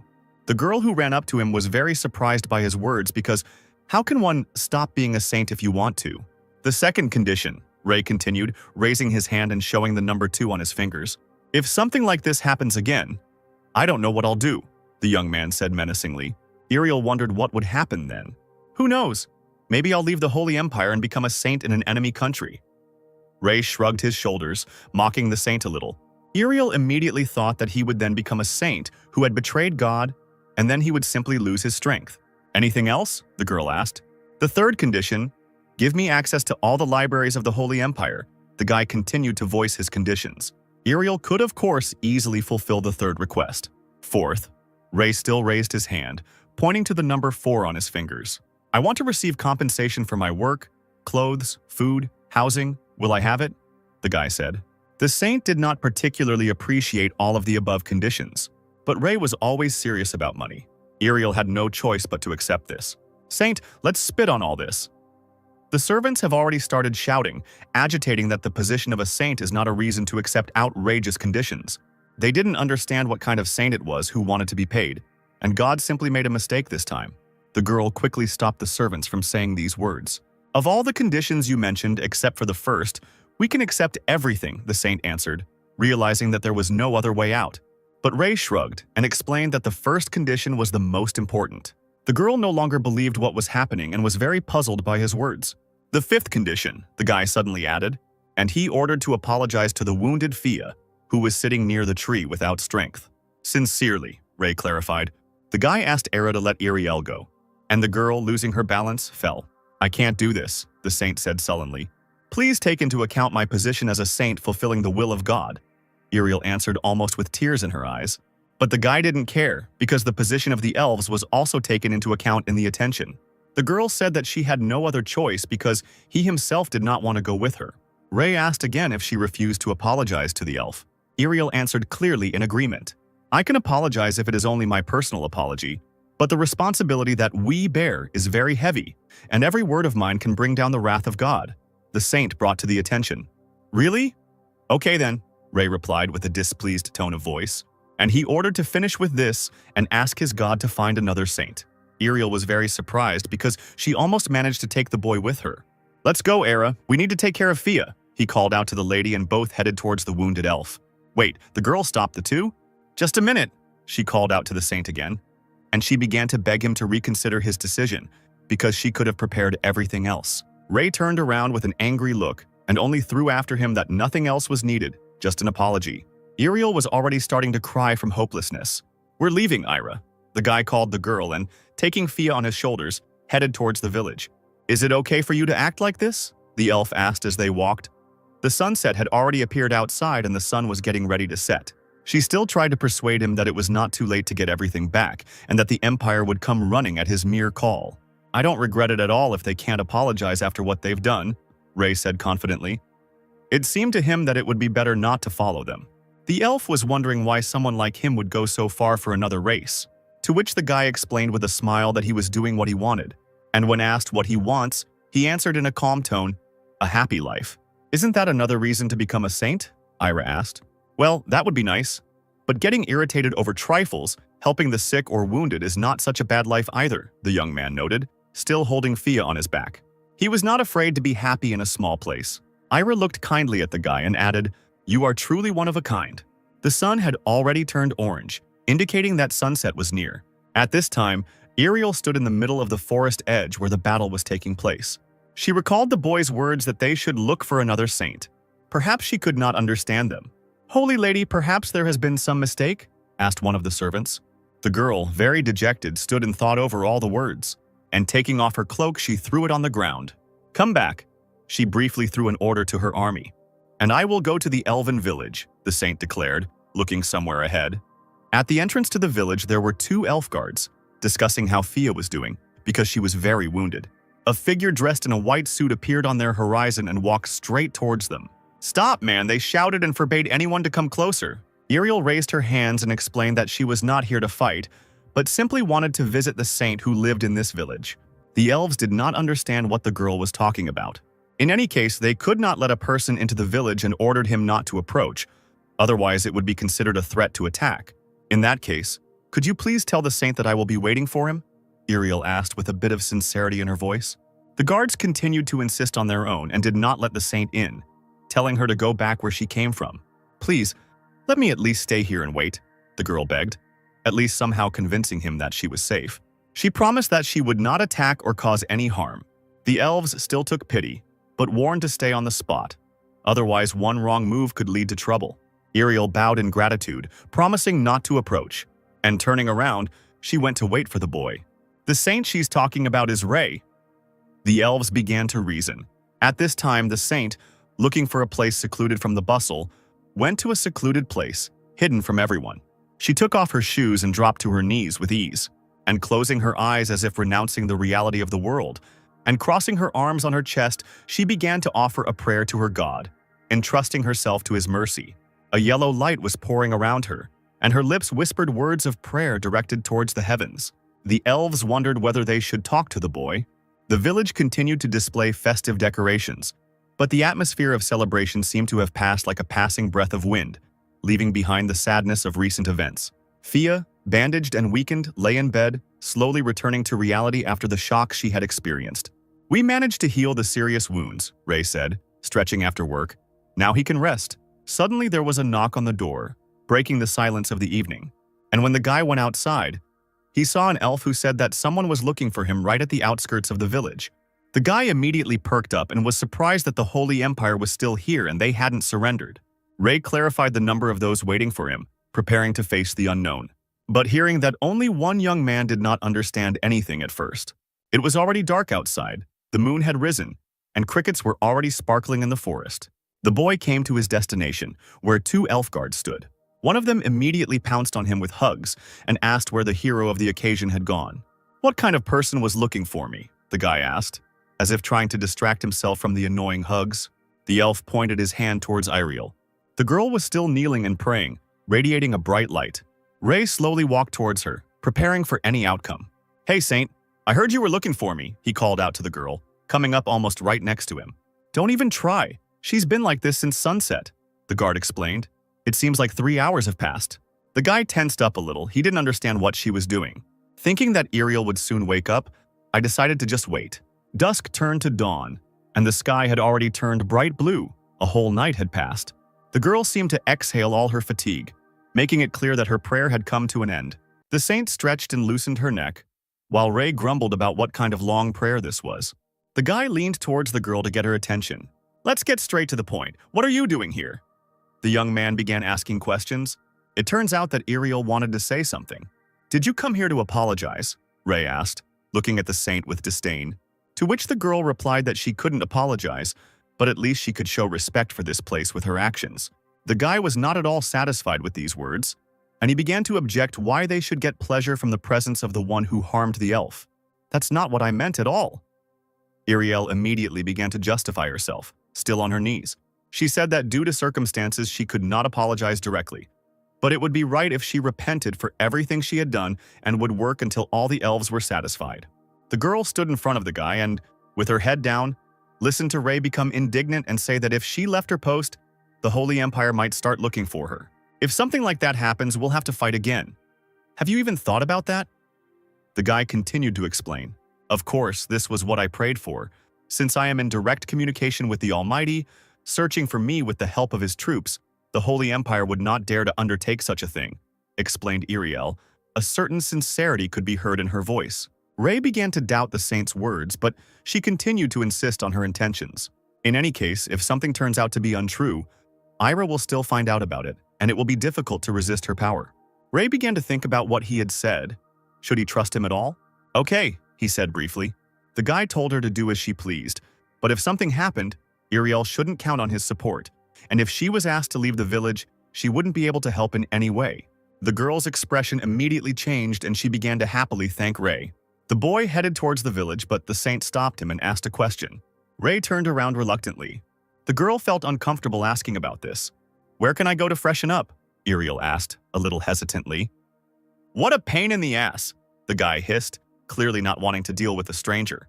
The sun was already high in the forest. The day was bright and calm. Iriel continued to kneel and pray, surrounding herself with yellow light. The elves guarding the village's border stood and watched what was happening.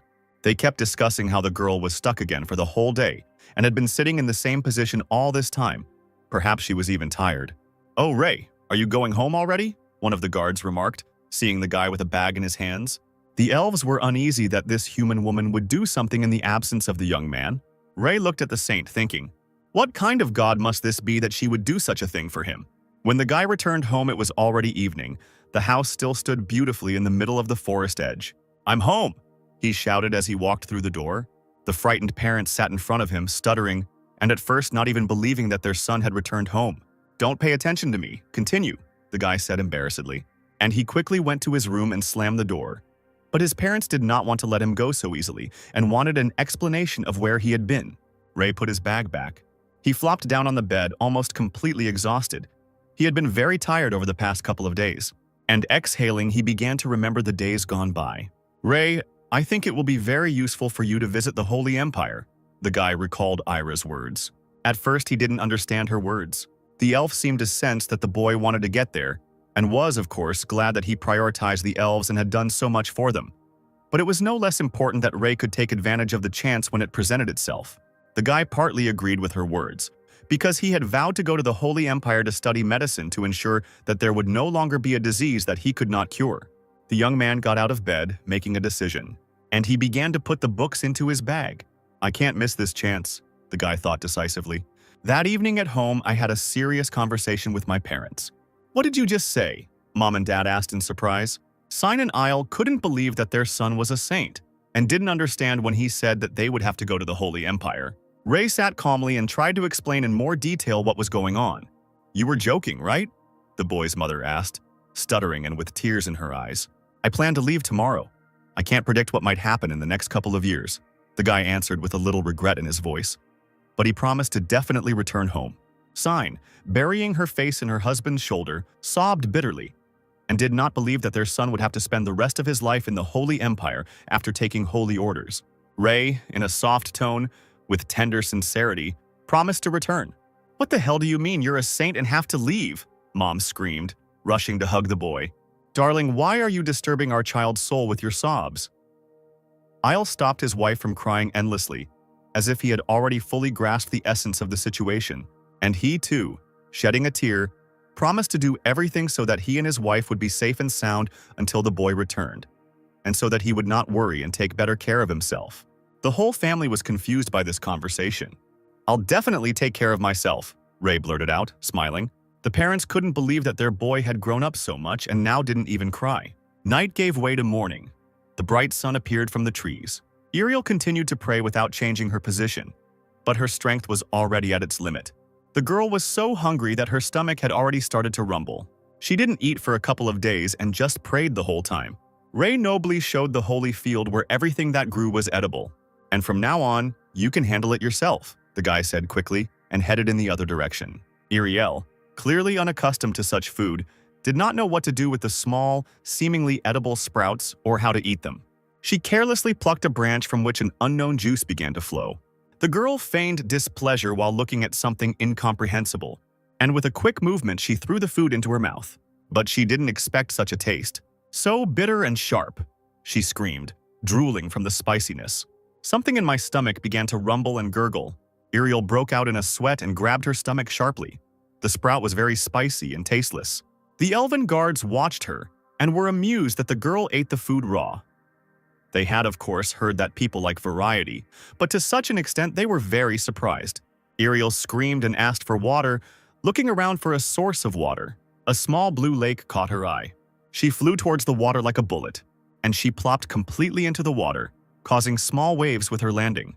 On all fours, she tried to drink water and remove the feeling of sharpness and dryness in her throat. Ariel realized that it was Ray who had set her up, and she didn't understand how to live now, knowing what kind of person he was. It was a warm day. The bright blue sky was accompanied by fluffy clouds. The girl was lying on the ground, recovering from her recent experiments with food. Maybe I should just give up and go back, the saint thought in despair and looked at the sky. But still, she couldn't go back. It was a test, and she had to endure all the difficulties. "Hey, Saint, get up," someone called the girl. Ray stood over her and told her to get ready to leave for the Holy Empire. The girl sat up and looked at the guy with surprised eyes. "I said get up so we can go to the Holy Empire," the guy continued to insist, to which Ariel immediately thought that he had forgiven her. But the young man quickly replied that this was not so, and he had not yet forgiven her. "Just get ready to leave. I want to say goodbye to everyone," Ray explained as he got ready to go to the village. As he walked, he caught sight of an elf who was guarding the border. "Actually, we were waiting for you. They literally just told me that Fia woke up, so hurry to her." The elf told the good news, and Ray's face changed in a second from what he heard. He immediately ran like an arrow to her house, and he quickly opened the doors exclaiming the girl's name. Fia, sitting in bed all bandaged, clearly did not expect the guy to arrive so quickly. "You finally came to your senses," Ray sang, very happy about the girl's speedy recovery. He asked her if she was in any pain and how she was feeling in general. "I'm glad to hear that you recovered much faster than we expected." Ira was standing in the doorway, but her face didn't show a happy emotion. "Ira, did you come because you were worried about Fia?" Ray asked. But the lady, crossing her arms, insisted she was simply doing her duty as a high elf. Fia, seeing the elf, began to apologize for what happened. At this time, the lady noticed a backpack on the guy's shoulders, which attracted her attention. "It looks like you've already made your final decision," she said, continuing to look at his things. Ray replied that the girl understood everything correctly and that he was going to the Holy Empire, since such a chance might not present itself again. And he decided to follow the elf's advice and do everything he could. The girl was glad that he made the right decision, and understood that very soon he would leave the village. Fia screamed in surprise, but she immediately apologized to the lady for raising her voice. "Yes, child, if you're curious about anything, you can ask me," Ray exclaimed, realizing the elf had plenty of questions. "Are you mocking me?" Ira asked sarcastically, not liking this attitude. Fia asked when the young man was leaving, because she thought he would stay here. The girl was worried and did not believe that the guy would go to the Holy Empire with those people. Ray explained that he had no intention of going with them and had planned to get there before meeting them. "And for how long?" Fia asked. But the guy himself didn't know, maybe a couple of years for sure. The girl, hearing about such a short period, was immediately surprised. "Oh, I feel like I'm worrying for nothing. Be careful during your travels," the elf exclaimed with a smile on her face, not showing her worry. The guy thought to himself that he had completely forgotten about the elves' different perception of time. "Is that all you wanted to say? Do you mind if we talk a little before you go?" Ira joined the conversation. "See you soon, Fia." Ray said goodbye and headed to a secluded spot to talk with the lady. The two headed to Ira's house. "I have a gift for you, please accept it," the girl began to say, a little embarrassed. The guy joyfully exclaimed that they wanted to give him a gift and asked what it was. The elf asked to extend her hand and gently touched the boy's palm. "This seal represents me." The girl took the guy's hand with both hands and began to cast magic, explaining at the same time that this seal would serve as proof that Era is always nearby.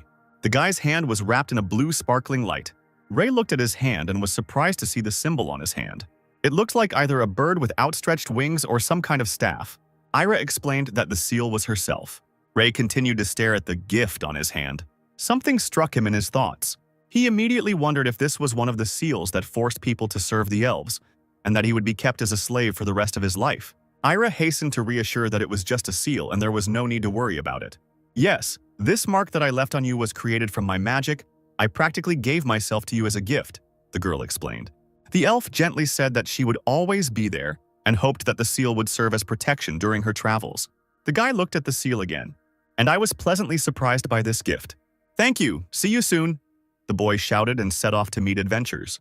While he was saying goodbye to everyone, the day had already come to an end and the sun was slowly setting below the horizon. Ariel followed the guy, not hiding her joy. Ray, on the contrary, didn't like the girl's happy mood. Are you so happy? He asked, turning towards the saint. Ariel was overjoyed because she would finally be able to return to the Lord. And the guy hurried to go to the Holy Empire. Ray glanced at the orange sky, which was already gradually changing to night. The setting sun sparkled behind the leaves of the trees. The guy seemed saddened by something, looking into the distance. Do you regret anything? The girl asked, noticing the young man's sad expression. Well, I'm still going to come back here. The guy began to speak with a note of regret in his voice, and he also asked whether, in addition, all the announced conditions would be in force. I may have to discuss the first condition you mentioned, but the rest will be fine, Ariel stated. The guy got angry again that he was again not being given precise answers to his requests, but he decided not to argue now and set off on his journey with the girl.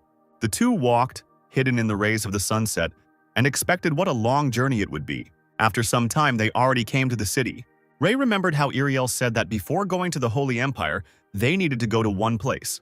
We are not heading exactly to the Holy Empire, but to the Royal Path, the girl explained, looking at the map in her hands. It turns out that members of the expeditionary force are waiting for them in the city of Cilia, which is located right on the Royal Road.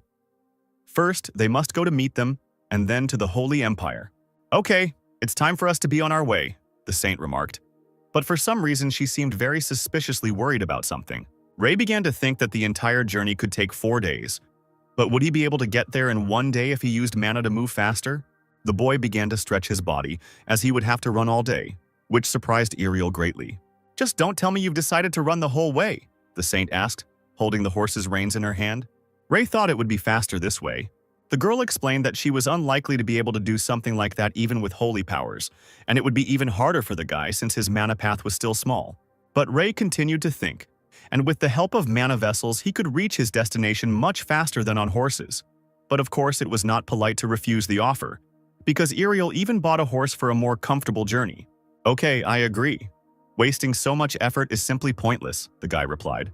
The girl, having mounted the horse, reported such unpleasant news that she bought only one horse in case she needed money. The boy joined the saint, and they rode to Scilly. The two galloped through the fields and forests as the sun continued to sink further and further below the horizon.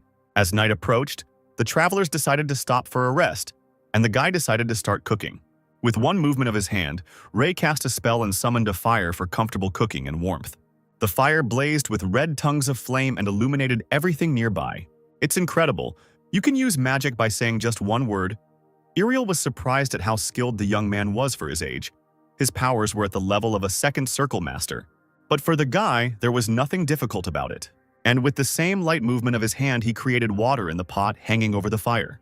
When the water boiled, all that was left was to add the necessary ingredients and start throwing in the twigs. The saint, remembering the taste of these incomprehensible sprouts, screamed at him not to add it. Ray continued cooking with a calm expression on his face, telling how delicious it was. Don't tell me you ate their leaves raw. Only the roots of these plants are edible, the guy grinned. Only the roots could be added to food, although the leaves contain more nutrients. But since the leaves taste too bitter and pungent, most people simply throw them away. Here, try this as an apology, said the young man, handing over a plate of food to Ariel, making amends for the incident with the field of these plants and their unsuccessful sampling. The girl took the food with both hands and thanked Ray. The contents on the plate looked very appetizing. Ariel smelled a very tasty and pleasant aroma coming from the dish. The girl scooped up a small amount of food with a spoon. And I tried the food the guy cooked. Ariel exclaimed how delicious the dish was. Ray, watching this, was surprised at how quickly she gobbled up the dish, so much so that the spoon was not even visible in the air, as if people in the Holy Empire were not fed. If you eat so quickly, your stomach will hurt. Don't rush, the guy warned the saint, who continued to devour her food. A night later, the two finally arrived in Cilia, a colorful town with small houses in front of them. and beyond that stood a large, glittering fortress that resembled a castle. The market here is simply huge, as one would expect from the Royal Road, Ray exclaimed, looking around and examining the city, and Ariel immediately realized that it was unusual for the guy to be in such places. They soon arrived at Cilia Castle, where an expeditionary force was to await them. The guy was a little worried because he was here for the first time. The young people headed towards the main gate and were also met by guards. "Welcome back, holy lady," said one of them, bowing. The guard asked who was sitting on the horse behind the girl. "This is a saint," she said, smiling. And turning around with a certain mockery, she asked the guy again, "Is it true, Saint?" "I am Saint Ray," the boy declared to the bowing guard. The saints were invited to go into a certain room. It turns out that the servants of the Holy Empire were waiting for them there. They greeted Ariel. "I have completed the task entrusted to me by the Kingdom of Cilia," the girl said, declaring that tomorrow they would leave for the Holy Empire and let them convey the news of their return to the officials. The servant promised to immediately report the news to the Holy Empire and begin preparing for departure. Ariel, having given her orders, suggested that Ray rest and decided to show him his quarters. The two headed to the guy's room. A luxurious white room with a large bed opened up before Ray. The room was so white and bright that it seemed to sparkle. The setting was better than many of the five-star hotels the guy had seen in his past life, although he hadn't been to any of them because he was so busy. "Do you like it?" Ariel asked, observing the young man's admiring reaction. "Are we leaving for the Holy Empire tomorrow morning?" Ray asked the girl, who was about to leave. The saint cast a suspicious glance and promised to see him tomorrow morning. Ray suspected something was wrong. The girl seemed to have something in mind. After a while, Ray took off his outerwear and lay down on the bed. He kept thinking about how to go to the Holy Empire tomorrow. He wondered what kind of empire this was, and with these thoughts he went to bed. The next day arrived. The morning was warm and bright. Ray woke up and, while getting ready, heard a knock on the door. Opening the room before him, Ariel stood there asking if he was ready to go. The girl smiled slyly and asked to follow her. "Let's meet His Majesty," she exclaimed, standing in a beautiful dress and with her hair loose. At first, the guy didn't pay any attention to the words, but then it dawned on him and he was surprised. "What did you just say? Who are we going to meet?" Ray asked for clarification. "We must meet with the King of Cilia," the saint said with a sly smile. The guy didn't expect such a turn of events and was indignant that he hadn't been warned at least yesterday. Ariel reassured the young man that he shouldn't worry about it. They would just greet the king and set off on their way. But the guy was worried about something else entirely, because he didn't even know the culture and their customs. "I thought that if I do this, you will lose all sleep," the girl continued to reassure. Ray was confused that when a saint acts like a cutie like that, it always looks very suspicious and, in general, she had already gotten on the guy's nerves. The two saints walked into a large, bright hall, strewn with columns in various patterns. "So you are the newly elected saint?" the man asked him. A fair-haired man, dressed in luxurious robes and a golden crown, sat on a throne before the saints. It was King Diagard of Cilia. Ariel bowed nobly and thanked them for allowing them to rest before the meeting, and she quietly hinted to Ray that he should also bow to the king. The guy also bowed in gratitude. He realized that the girl hadn't told him anything so as not to embarrass him before this meeting. "Please raise your head," the king asked firmly. He asked if it was true that they were returning to the Holy Empire today. "And we can return there only thanks to your grace, my lord," declared Ariel, thanking the king on behalf of the entire Holy Empire. To which the king replied that he had no merit here, since it was the empire that protected them throughout their journey. "But it is precisely because you allowed us to be in Cilia that we can return safely. So we are in your debt," the girl explained, pressing her hand to her chest and bowing. The king remembered these words, promising to certainly take advantage of the debt.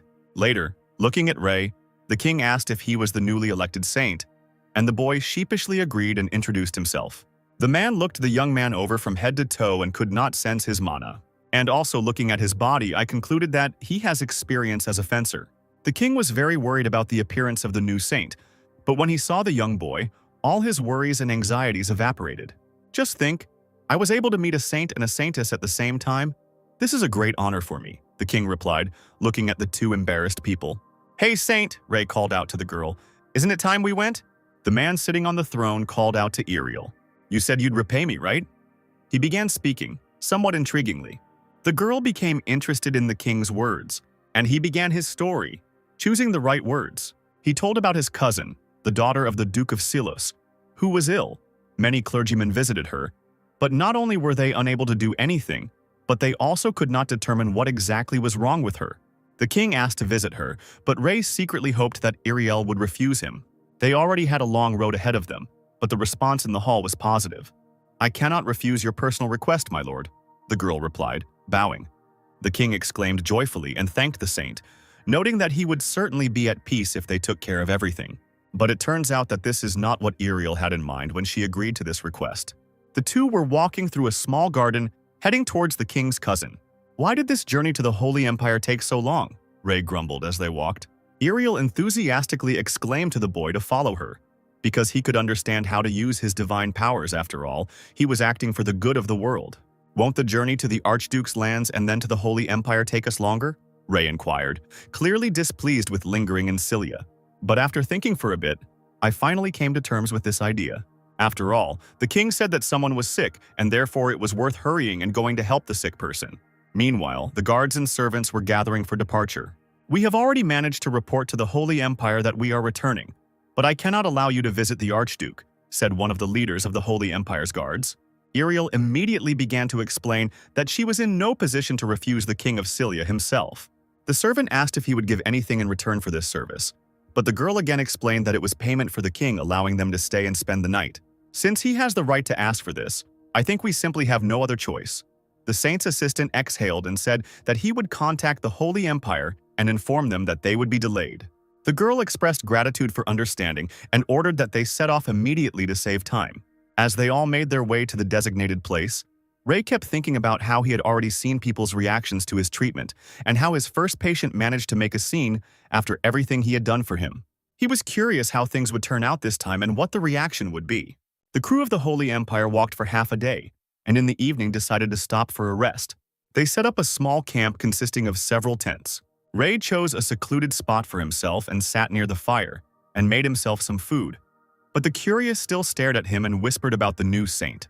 To everyone, he looked much better than they said, and two maids decided to come up and talk to him. "Excuse me, holy sir," they began to say, coming a little closer. The guy, distracted from cooking, raised his head to see who approached him. A girl leaned over to him and asked if he needed help. "Can we sit next to you? We're so interested in what you're doing," exclaimed two embarrassed young women. "Of course I don't mind. Please sit wherever you feel comfortable," Ray answered in a soft and calm voice. In the eyes of the two maids, he looked like he had come down from heaven. The two girls widened their eyes and became more embarrassed than usual. They thanked the saint, sat down next to him, and began asking him what he was cooking and whether this was the plant that grows in the elven forest. After all the conversations, the day was drawing to an end. The sun had almost set below the horizon. Ray kept thinking how rowdy these guys were, and while the guy was walking, stretching his back, he heard a conversation between two priests and, standing behind a tree, began to listen to what they were saying. "Is there any point in following such a young man?" one of them said, and Ray became wary. They discussed how he was just a child who did whatever he wanted, and even set some conditions for the Holy Empire, and also recalled how some elf slapped the Holy Lady. The guy, listening to all this, was indignant at how normal it was for them to gossip like that. And the two continued to discuss that when they arrived in the Holy Empire, everything would become clear, and that in general he was most likely a fake. But suddenly, Iriel intervened in their conversation. "What did you say about me and the saint?" she asked menacingly, smoothly approaching the two. "The saint is just a fake?" she asked again with a crazy look. Ray stood behind the tree the whole time and listened to Iriel scolding and saying whether the servants really believed that a simple apology could resolve the situation, and, in general, if she found the conclusions not convincing enough, she didn't even know what would happen to them at her will. One servant girl fell on her knees and began to tearfully beg for forgiveness, and cried that she should not have said such things. "You're apologizing to the wrong person. You've decided to disrespect a saint chosen by God himself, and you won't apologize properly," she screamed throughout the forest, scolding the offenders. And already muttering under my breath, I thought about how there are people who cannot apologize, no matter how much they want to. Ray, hearing her thoughts out loud, realized that the girl was talking about herself. He, of course, knew how heavy and oppressive the title of saint was for someone so young, and he understood that the girl was aware of the weight her words carried for other people. This feeling was very familiar to the guy because, in his past life, he was called a genius surgeon. Ray, after all his thoughts, decided why not come out of hiding. "It was hard for me to listen to all this," he thought out loud, coming out from behind the tree. "So this is who you think I am," he began to say, frightening the others with his exit. The two debating saints fell to their knees, explaining that they had misunderstood everything. But the guy began to reason that they were not so wrong, since it seemed that he would become a saint, even if he did nothing for it. By the way, Rei didn't have any holy powers or anything he could do when he arrived in the Holy Empire. Even if he was chosen by God himself, it seemed like he would be perfect for the role of a fake saint. Isn't that what you've all been thinking? The young man asked everyone, confusing them with his question. Of course not. Who would think that of you? Iriel began to justify herself, screaming, claiming there were reasons for it, since God had chosen him as a saint. Wait, who said that God chose me for some reason? I mean, there are many people in the Holy Empire who will think that way about me, Rei blurted out, reasoning that even if that was the case, he still couldn't do anything. The guy asked permission to decide the fate of these people himself, since they were gossiping about him, to which he received a positive answer and also asked what would happen to them if he wanted to punish these people.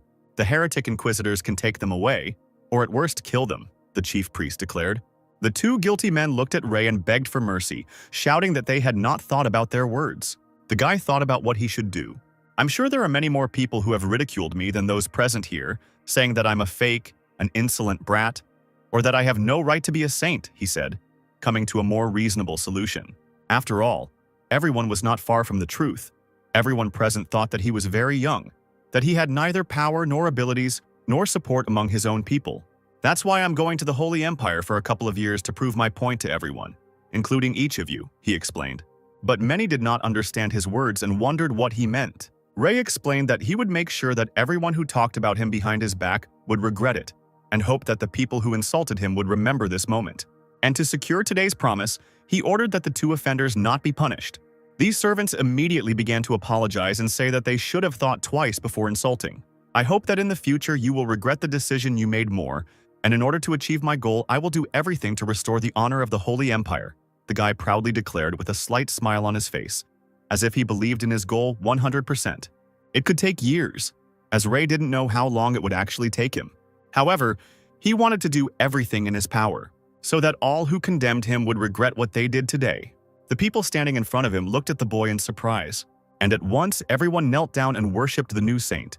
A little later, Iriel came to see Rei to tell him how impressive his speech was. That's how, so that you regret what you did today, she recalled the guy's words with mockery, thereby embarrassing him. The girl noticed a pot on the fire in which the same dish they had eaten last time was being cooked. The guy had to cook it again because the priest had managed to eat his portion. After everything that happened, I'm terribly hungry. Would you like some? The young man offered Iriel's dish. She, remembering the taste of the food, happily agreed. Hey look, a shooting star, she shouted to the boy as she watched the sparkling star fly across the sky, leaving a glowing tail behind it. I won't have the chance to see the night sky for a long time. Don't you think it's a great stroke of luck for us to see a shooting star? The saint asked, looking up at the passing star, her eyes sparkling with happiness. Rei wondered how in a past life his name had a similar meaning to a shooting star. But in the current one, he was given the name Rei. By the way, I remembered that in my homeland they say that if you see a shooting star, your wish will definitely come true, the guy said, fondly remembering his home. Iriel apparently took the boy's words directly and began to pray over the passing star. The two looked at the sky and held a bowl of food in their hands, and the girl remembered that in the Empire there was a similar superstition that if you see a shooting star with someone, you will be able to die happily with them. Rei took the phrase, to die happily, with surprise, although he, of course, did not believe these stories. Two saints sat next to a fire and watched the numerous stars in the sky, which were flying somewhere down, and the guy thought about what it would be like to die happily. The night passed and the morning came. The crew of the Holy Empire continued on its way without stopping. Holy, holy, we can already see the Duchy of Silos, shouted Rei and Iriel, who were riding in a gilded carriage. Soon, they were supposed to enter the lands of Silos. A passing priest on horseback asked where they should go first when they arrived, and the girl told them to go straight to meet the Duke. They didn't have much time. They need to try to cure the king's cousin as quickly as possible and immediately go to the Holy Empire, because it will be hard if the saint is late for the baptism. When the two arrived, they were led into a large hall where the Duke sat on a throne and greeted the saints. I cannot express how happy I am that you have come such a long way for my daughter, the Duke of Silos exclaimed joyfully. We, the saints, exist to give God's blessing to those in pain. So please do not worry, Iriel said, while the boy stood there looking at the man, embarrassed. The Duke, apologizing in advance, asked to examine his daughter as soon as possible, because no matter how much he loved her, it was painful to see her suffer. "I understand. We can check her condition right now," the girl said.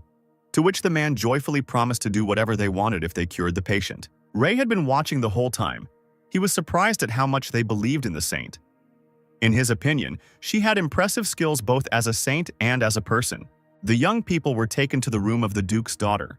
"Mistress Layla, the saint has arrived," said the maid, opening the door to the room. Entering the room and seeing the sick two-room apartment, the two saints stood up in shock at what they saw. Ray didn't understand what he saw at first. Half of the patient's body was covered with red spots. The lady sat in bed with her eyes downcast, the stains covering exactly half of her body from head to toe. The guy thought they were erythematous papules, or more accurately, a severe case of dermatitis herpetiformis, and was shocked why no one took action at an early stage of the disease. Layla started to cover herself with the blanket, thinking she looked disgusting. "Please, can you give me your hand?" Uriel asked, stepping closer to the bed and extending her hand. The girl carefully took the sick woman's hand. "From now on, everything will be fine for you," Uriel answered softly and began to use her healing magic. The room was illuminated with yellow light. The saint, clasping the girl's hand with both hands, calmly did her work. The spots on Layla's body seemed to disappear. "Unbelievable holy powers!" the Duke screamed, shielding himself from the overly bright flash of light. Uriel, having finished using magic, gifted the sick woman with clear skin. There was not a single spot left on her body. Layla looked at her hands and couldn't believe what was happening. "My hand is healed," the lady said, crying and examining herself. "I'm sure you were very worried this time. Now everything should be fine," Uriel said, calming those in the room. "Daddy!" the girl screamed and jumped into the Duke's arms. "Thank you so much. You truly are a saint. My daughter's suffering has continued for the last 8 years. I've already given up," said the Duke, almost crying, still hugging his daughter. "No need, it is still God's will," the saint answered with a smile, pleased with her work. All this time, Ray watched what was happening. At first, it looked like a skin disease that required long-term treatment. But just think how the saint healed with a simple touch. The guy wondered if medicine was really pointless in this world. A whole day passed and evening came. The two saints were still in the duchy. In honor of Uriel's deed, a sumptuous table was set with exquisite dishes. "You really didn't have to. This is much more than we asked for. Thank you for the treats," the girl thanked. And Ray, sitting next to her, clearly drooped and thought about something.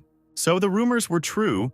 I knew the saint was impressive, but even words understate her work," Lord Hopple said, holding a glass of wine in his hand, thanking from the bottom of his heart for being able to cure his sister. It was an honor for Uriel, and she promised to ensure that the gratitude of the Duke and his entire family reached the ruler of Gaia safely. Ray sat there looking sad and just staring at his plate. "You didn't say a word during dinner. Did our dishes not suit your taste?" the man asked the boy, sounding concerned. "Oh, it's not that. I was just thinking about something," the guy answered, putting on a fake smile. Uriel hastened to ease the tense atmosphere and explained that the guy, like a saint, had many thoughts that troubled him and asked him not to worry. "Saint, what happened? Is something wrong?" she whispered to the young man, to which Ray replied he was simply tired. The saint recalled how they had agreed to spend the night in the castle and suggested that the guy rest. But the young man was completely lost in his thoughts. He wondered why he had shed all this blood and tears to become a doctor. Although he was able to revive himself with his memories intact, none of them are applicable in this world. Has Ray really forgotten about his past as Shin Yu-sung and is simply living a new life as Ray? When everyone had gone to their rooms, there was a knock on the guy's door. He heard that Uriel had come to him. "Saint, I'm not sure if I'm wrong, but please don't lose faith in yourself," she said, standing behind closed doors. "Everyone has moments when they doubt themselves. I hope everything that worries you does not destroy what you have worked on." The girl continued to broadcast her thought. She was truly worried about the saint. And finally, the lady said that, unlike the restless and tired version of you now, she liked the usual prickly but funny side of the guy more. Ray began to think about what he had said. He sat on the bed thinking about the phrase, "Don't lose faith in yourself." And it's true, even though the guy is now Ray, he's still the former Shin Yu-sung. "Then I just have to find something that only I can do," the boy thought decisively. "So, what I'm trying to say is that..." The guy opened the door just as Uriel was still talking. "You shouldn't give up," the girl finished saying, looking at the guy. "Thank you. You helped me a lot," Ray replied, standing in the doorway and smiling sincerely at the saint's kind words. The guy decided to ask Uriel a question. "Is this the first time you've tried to cheer someone up?" The next morning, a piercing scream was heard in the castle. What does this mean? Yesterday, she was fine. The screaming continued in the Duke's daughter's room. The man, hugging Layla, ordered that the saint be brought quickly. After a while, Iriel appeared, not understanding what was happening. The symptoms had returned, the Duke explained in a worried voice. The girl did not understand how the treatment did not work and why the symptoms returned again and decided to try to cure Layla again. She went to the lady, receiving permission to try again. But suddenly, Ray stopped the girl. A saint? She was surprised to see the boy heading towards the sick woman's bed. Layla was embarrassed that someone unfamiliar approached her and quietly asked him not to look at her. Layla, could you please give me your hand? Ray asked, extending his hand. As a doctor in his past life, he wasn't at all creeped out by the sight of the girl covered in spots. The Duke, watching all this, began to be indignant at how the newly minted saint could cope with something that even the saint herself had not done. If I'm not mistaken, I'm the only one who can cure her at this stage of the disease, the guy said very confidently.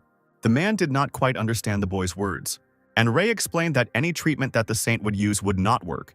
They could of course ask the saint to heal the girl again, but the condition would return after some time. What the lady needs most now is not the power of a saint, the guy continued to assure the Duke of his intentions. She needs my treatment, the young man stated confidently. Although the man had heard that the boy did not possess any holy powers, he asked what exactly he was going to do. My treatment has nothing to do with holy powers. I use all the information I know to get rid of this disease, Ray explained. Layla began to agree with the guy, saying that if they didn't trust him, she no longer believed they would be able to find another way to cope with the disease. We are ready to try everything you suggest if it helps improve the condition.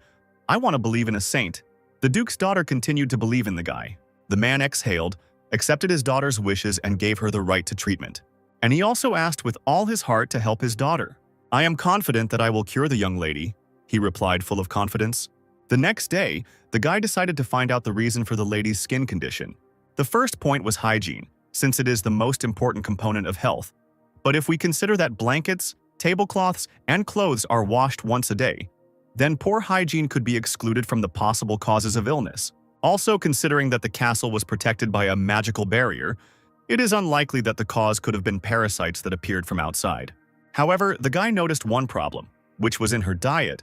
All the dishes she ate every day had one similar ingredient in their composition, and it was flour. In this world, bread is not only the most consumed product, but even meat dishes here are usually accompanied by side dishes that contain flour. Moreover, Layla's condition worsened precisely when she ate, and because of this, he had one suspicion. Flour contains an insoluble protein called gluten, and her condition was gluten sensitivity dermatitis, which is also known as an allergic skin condition that is not very difficult to treat. Unfortunately, the only problem was that there were no useful medicines in this world and no developments in the field of medicine. Since it was quite problematic to prepare medicine from plants unfamiliar to the guy, even if it took a long time, the only thing Ray could do was change his diet. From now on, exclude from your diet everything I mentioned, he ordered the castle servants, handing over a piece of paper. The day passed, and the sun was already shining brightly in Layla's room. The girl was sleeping when suddenly there was a knock on her room door. Madam, this is Ray, may I come in? A voice came from the door. The girl invited the guy to enter the room. It turns out the guy came to check on the condition of the Duke's daughter. He noticed that it had become even worse than before. Apparently, the young man was right about his guesses. There are several points that I am going to tell you about. He began to talk about all the recommendations, coming closer to the girl. He said that from that day on, the lady should avoid any products containing flour, such as bread. And even if the girl's body itches, it should not be done under any circumstances. Layla was very surprised by such recommendations because bread was the most consumed food in the castle, and it was also the girl's favorite food. At first, she even thought that the saint was deceiving her. The lady suggested using magic, maybe it would help again. But Ray explained that all he said was a type of treatment, and that something else needed to be done to prevent the spread of the disease. We will pierce all the blisters once a day, and I will do it myself. Since I will still need to check your condition, Ray finished telling all the treatment recommendations. Having explained everything, the guy asked Layla to rest, because the most important thing in treatment is to rest well. But the girl wondered whether her skin condition would improve if she didn't eat bread, and whether there was any point in following such a diet. A little later, Ray left the room and met Iriel, who was interested in the lady's condition, to which the guy replied that it had worsened. Saint, I understand what you're getting at, but don't you think it would be better if I just heal her again? The girl asked, offering to use her magic again. But Ray explained that while the condition could be cured by the saint, the symptoms would still return after a while. Iriel, not fully understanding the essence of the treatment, wondered if changing the diet could cure the disease, then why they didn't do it from the very beginning. I truly believe in you, but the king doesn't trust you too much, the girl said, noting that they were not in a situation where they could stay in the castle for long. Ray completely agreed with the saint's words and looked at the saint with a pitiful expression, making it clear that more time was needed for healing.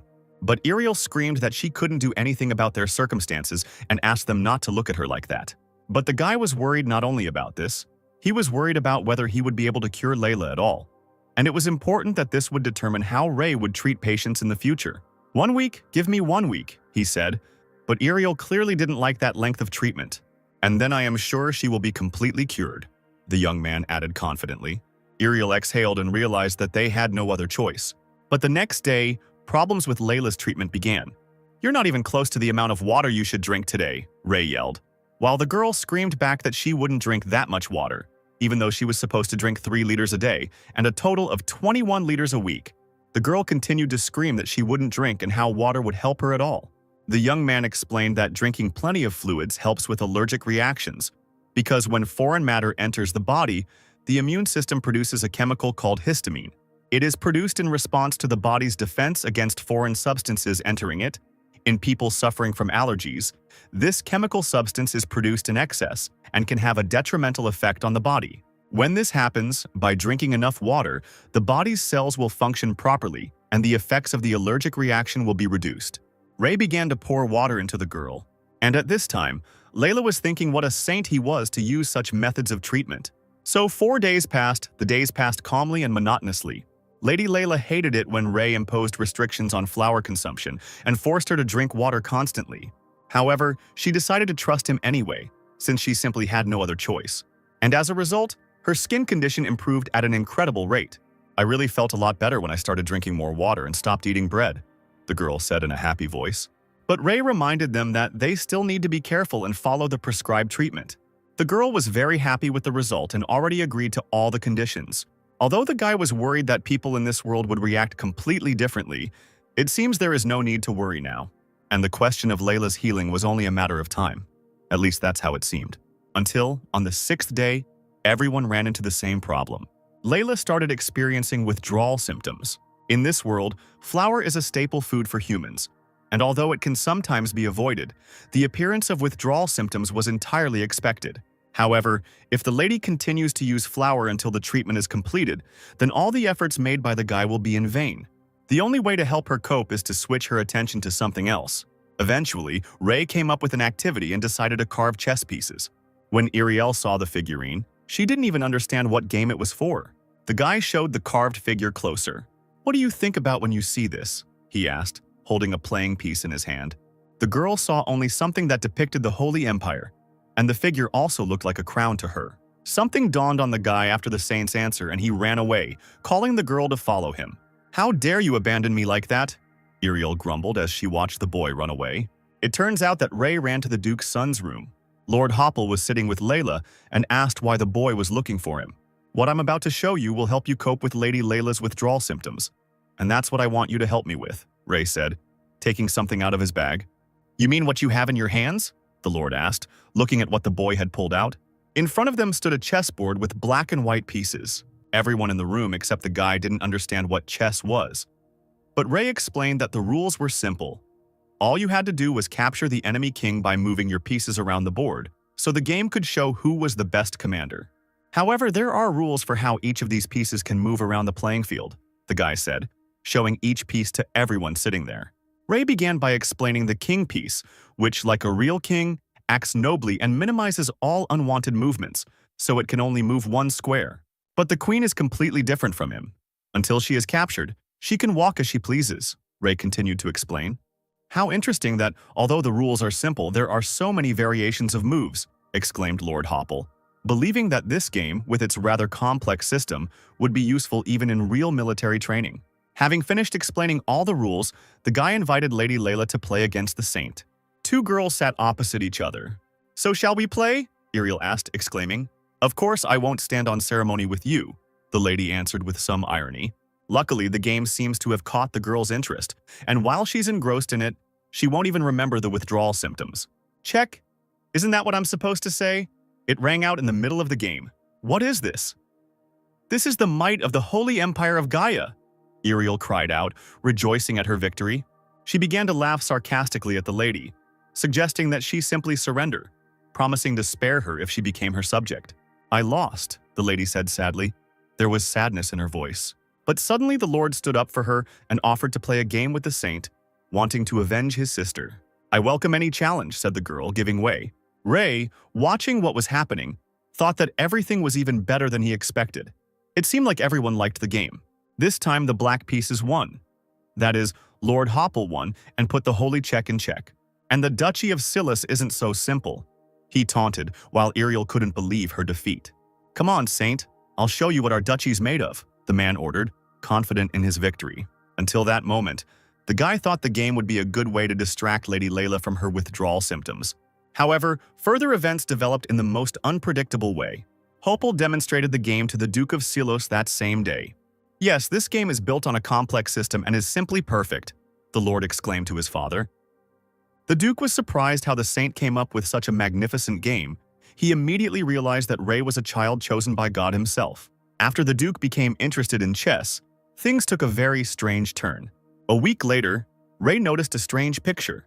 The servants were sitting on a bench and playing chess. They cut out the figures themselves, which surprised the guy greatly. He noticed that absolutely everyone plays chess. Even though chess was supposed to be a game to help Layla cope with withdrawal symptoms, how things had come to this, Ray never would have thought that the castle of the Duchy of Silas would be captured like this. After a while, the Duke ordered 2 saints to be called. We are here as you wanted, said Ariel, standing with the guy in front of the man sitting on the throne.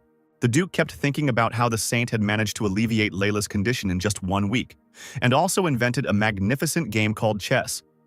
All of this was very surprising how a boy of such a young age was capable of such a thing. I want to thank you for what you have done, the man stated, sincerely thanking the two for all they had done. He also said that as a father it was very difficult to watch his daughter get sick, and once again expressed gratitude for saving Layla from her illness. There is no merit in all this on my part. You should only thank the saint for his treatment, Ariel clarified, pointing at the guy. Don't underestimate what you did for her. But it's true that I should be more grateful to the saint, the Duke said with a smile on his face. And as an apology for his rudeness, the man decided to give Ray a gift as a sign of gratitude and ordered him to bring out the box. The guy came closer, asking what kind of gift it was. Opening the box, he saw a gold ring with a shiny blue stone. And as the Duke explained, it was passed down from generation to generation. They received it when they saved the dwarf. Ray stood up in shock, because it was a family treasure. I can't take something so valuable, Ray thought out loud. But in his mind, he was already squealing with happiness for such a rare gift. The guy was asked to try on the ring and put it on his index finger. The jewelry was certainly very beautiful, but unfortunately, the ring was too big for the guy and he won't be able to wear it on a regular basis. Suddenly, the ring abruptly shrank to fit the young man's finger, and he screamed loudly at what he saw. But even though this ring was the result of a dwarf's work, it was probably capable of more. Thank you for this wonderful gift, Ray said sincerely, thinking that even the dwarf who created this ring would be happy to hear that its owner was a saint. The Duke remembered that the saints were leaving for the Holy Empire tomorrow.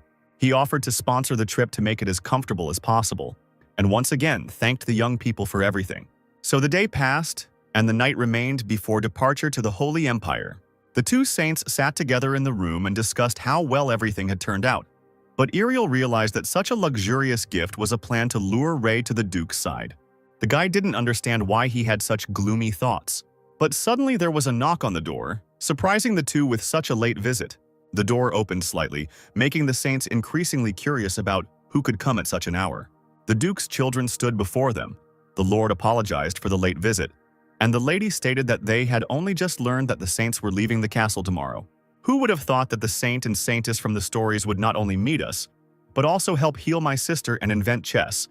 I would like to thank you for everything you have done for us, said Lord Hopple with a kind look. But Ray said that this was too much and there was no need to thank him so much. The Duke's children invited the 2 of them to join a night picnic under the star-studded night sky. Sounds wonderful, what do you think? Ariel declared, asking the boy's opinion, to which the young man also agreed to go on the picnic. Layla and Hopple were very pleased with their positive response, and suggested that they leave a little later while they prepared everything. "We'll be waiting," they shouted as they ran off to prepare for the night's feast. Ariel laughed at what was happening. "Isn't this a farewell party for us? I just find it funny and sweet," she said, beaming with happiness. The girl explained that because she was busy with the affairs entrusted to her by the Holy Empire, people seemed to be afraid of her, so she never had the opportunity to establish this kind of relationship. "I've never experienced such a feeling before," the girl answered softly, smiling at what was happening. Ray remembered the day they first met. In his eyes, Ariel was cold and blinded by her goals. She was also incredibly tough. But now the old Ariel is no longer there. And although she asked the guy if the world around them had changed, what had actually changed? "How long are you going to stand like this?" "Shall we go?" Ray asked, his curiosity overwhelmed by what awaited them. The boys went to a well-lit garden decorated with flowers. It may seem that we haven't prepared much, but it doesn't matter. The main thing is that we all gathered here together and sang Layla and Hoppel in chorus, trying to please the saints. Ray, noticing the flower treats, told the lady that she would have to follow a diet even after leaving, and that if she ate flour, the disease would return. The girl was worried that she was not completely cured. But the young man reassured her and explained that since the body was reacting and the particles of poison were present, it would be difficult to completely cure the disease. But what if you continue the diet for, say, 5 years? You'll feel much better by then, the guy suggested. But Layla was already in deep shock at hearing that she wouldn't be able to taste her favorite bread and other flour-based foods for 5 years. Their conversation was interrupted by the Lord, who said that there was something else they had prepared. Raising a finger up and shouting the spell light, a flash flashed across the sky. And then a bright fireworks display was heard, accompanied by sparks and flashes. Ray watched the beautiful fireworks display with warmth in his heart. Hopel was glad that everyone liked everything. And for some time, the four of them sat on the carpet and watched the wonderful end of the day. "Didn't you spend a lot of mana on something so impressive?" Ray asked the Lord. But he said he simply wanted to do his best during their last meeting. The guy smiled. He was pleased with how warmly he was being treated. "In that case, allow me to return the favor," he said, preparing to use his magic. "Light!" he shouted and raised his hand up. A blue light burst from his hand. The air around him sparkled. And in the sky there was a fireworks display that was many times larger than the previous one. It shimmered with different colors and was brighter, bigger, and more beautiful. The fireworks were visible from every part of the castle. The Duke, with a glass of wine, looked out at the beautiful view from his room. "Holy shit, this is just amazing!" Layla screamed with joy, clutching her head with both hands. The sister and brother admired this understanding of magic. They will definitely remember this for the rest of their lives. "I'm glad I could give you both such wonderful memories," Ray replied, smiling at the two young people. But in his thoughts, he thought about how, because of the convenience of using magic, he abandoned his own views and beliefs, but was still able to prove to himself that medicine works in this world. The guy was able to make new acquaintances and create new memories, and promised himself to do everything to save as many people as possible. Finally, Ray and the escort team headed to the Holy Empire of Gaia. Despite the long distance with the Duke's support, they were able to complete the journey without any problems. The escort team was already aware that this power was exerted only thanks to Ray, and that over time, his status increased. The guy had already begun to get used to such camping conditions. One day, one of the priests came to the guy. "We were very inspired by the game of chess that you invented, and decided to form a group to learn the game and develop strategy," the girl said, holding a chessboard in her hands. A group of people stood before him asking him to teach them how to play chess. Ray thought, why not? He was bored anyway. "But know that I won't give in to you, even if some of you are complete beginners," the guy warned, placing the pieces on the board. The clergy were a little frightened by this statement, and so the escort squad's chess tournament began. Ray managed to checkmate the sweet girl in 4 moves. The formidable guard was completely disappointed by checkmate, because no one in the squad had any idea that Ray had participated in world chess tournaments in the past. Everyone lost to him in 7 moves, and some even in 4. So the guy became invincible and left an indelible impression. In addition, the opinion of the accompanying team has improved. So another day passed. It was evening. Everyone in the camp was in their tents. In the morning, as soon as the sun rose, the detachment continued on its way. "Why do I feel like we haven't made any progress?" Ray asked the saint as they rode in the carriage. Ariel explained that once they get past this section, everything will become much better, and from there, it won't be far to the Holy Empire. Suddenly, the carriage stopped abruptly. The guard outside screamed. A group of ogres stood in the squad's way. and the guards began to prepare for battle. It seems some monsters have appeared. Are you sure we shouldn't help? Ray asked, glancing outside, but Ariel was confident the knights would quickly deal with the obstacle. The guy continued to insist on help in the fight, because that way they could continue on their way faster. Besides, if we start moving, the knights will have to change their positions to protect us, the saint explained, sitting calmly in her place. The guy was surprised by such indifference and still decided to trust the knights of the Holy Empire. At this time, there was a battle with the giant. The brute threw stones at the knights, knocking them off their feet. The leader of the knights, sitting on his horse and drawing his sword, galloped towards the enemy. "You're a good guy. I didn't think I'd have such a hard time with a regular ogre," the man growled, wanting to knock the brute down. "Central Squad, form up to protect the priests and priestesses," shouted the attack squad leader, a man named Yahello. He ordered that the ogres not be allowed to approach the saints and did not notice the approaching large fist. Yahello turned around and didn't even have time to do anything. The ogre's fist came closer and closer. The situation was saved by Ray, who at the last moment used his magic to put up a huge shield. "I thought going out would be a good idea," he exclaimed, pleased with his work. "Holy Lord, it's not safe outside," the commander shouted and ordered them to leave immediately. But the guy calmed everyone down, saying that everything was fine, and noting that the ogre turned out to be stronger than the knights thought. Ray, gathering all his strength, delivered a magical blow to the three thugs who were running forward, shaking the ground. Having collected his thoughts, the guy used a triple spell. Binding, Earth Spear, and Fire pierced the enemy thanks to the boy's powers. Harriet almost fell off his horse from surprise. "Thank you. I have been blessed by your protection," the man said with great gratitude. But Ray asked not to worry about it, because they should all help each other. The captain remembered that the saint was about 15 years old and could not believe how he could use magic of such magnitude. Using a fourth circle spell, like an earthen spear, with just one word, and also using binding and fire at the same time.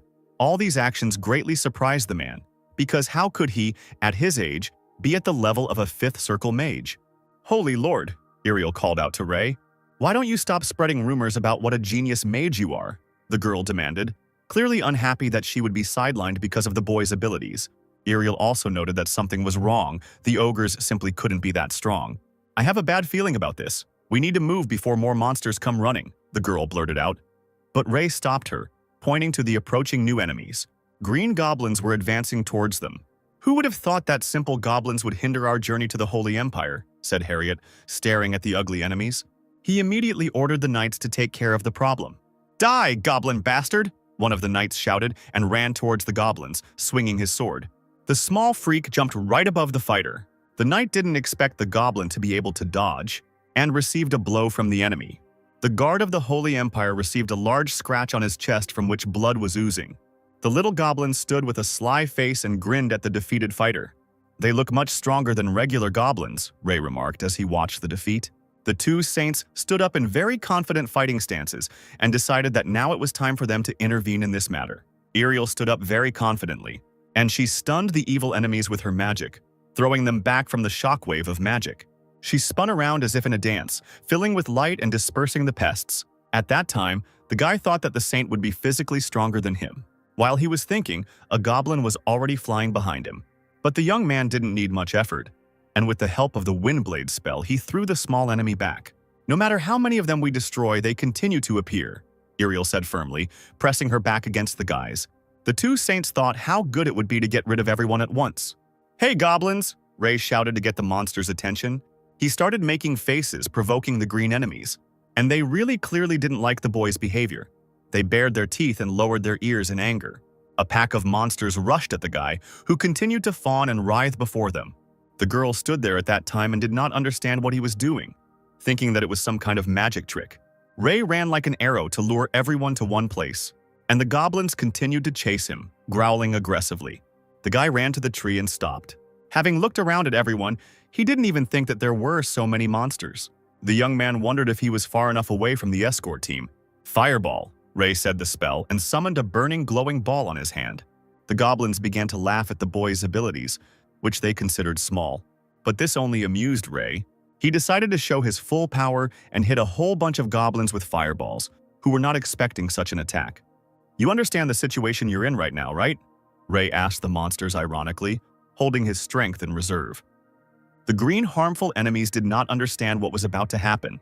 And suddenly there was a powerful flash of fire, knocking down everyone in its path. It was a huge explosion of incredible proportions. It was so strong that the shockwave even reached the Holy Empire squad. The commander now understood why the saint had run away. And calling Rei, he galloped to the boy. When they arrived at the scene, they saw only a large dent in the ground, like from an asteroid. "Well, let's just keep messing around. Don't we have a long way to go?" A young man's voice was heard from the clouds of smoke. With a joyful face, he ordered everyone to hurry up and get out of this forest as quickly as possible. Closer to night, the squad decided to stop for a rest, while Rei talked with Iriel.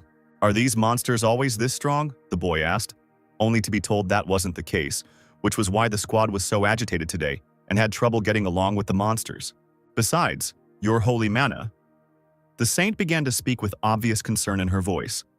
"If you undergo the baptism ceremony, all your mana will disappear." Rei asked again how this was. Would all the mana from his body really disappear? Iriel explained that by undergoing the rite of the Holy Empire, God himself will grant him holy power. And it turns out that the human body is capable of withstanding one type of mana, and holy power in some way acts like mana. If it is poured into a body where mana circulates, it explodes because it cannot cope with it. This is why, before holy power is poured into the body, mana is gradually removed from it. "And what happens to people who don't have it to begin with?" the guy asked. To which the girl explained how, in such a case, holy power could be freely infused into the body. Rei asked about the veracity of his thoughts, because as he understood it, magicians can accumulate mana with the help of circles, but ordinary people cannot do this. Did this mean that people without circles couldn't possess holy power? But that wasn't quite true. God creates mana vessels within the body through which magic can be used, and once the vessels are created by God, what is called taboo will control all the mana circulating throughout the body. "Taboo?" the boy asked, hearing the unfamiliar word. It turns out it's a concept invented by saints. We cannot go against their word of God, so what we are forbidden to say or do that contradicts or violates the dogmas of our faith, we call taboo, Iriel explained with a little regret. And laughing, she said how funny it was that they couldn't even voice their true desires. "What happens if we do something that contradicts the dogmas of faith?" asked the boy, who was already dissatisfied with such rules. The saint, while throwing branches into the fire, explained that for breaking the taboo, all the mana from the saint's body would disappear, and even the body itself will disappear along with the mana. Forever out of this world, the girl added her terrible words. Rei thought that one wrong word could wipe you off the face of the earth forever. It was actually a threat to anyone who dared to blaspheme or use foul language. "I heard that there were quite a few people who disappeared for this reason," Iriel grinned. And she warned the guy not to forget that all his mana would disappear. The guy also asked if his mana would return to him. And it turns out that he will not only be able to regenerate it, but all the circles in the body will never again be able to perform their function, which means the young man will lose his mana forever. Iriel reassured the boy and replied that he would get used to it and understand the advantages of holy power. Although he would no longer be able to use magic, he would be able to impose various enhancements on others. Rei was deeply saddened by this news. If it weren't for the fact that the mana would disappear, he would want to be able to use holy power and thought that it would be worth finding an alternative way. The next day, the detachment was already approaching the Holy Empire of Gaia. The journey took quite a long time, Rei noted, looking around at the view. Iriel told the priest to head straight to Salonia as soon as they arrived in the territory of the Holy Empire. "We're going to the capital. Didn't you say we'd perform the ceremony right away?" Rei began to grumble, thinking that once again everything wasn't as he'd been told.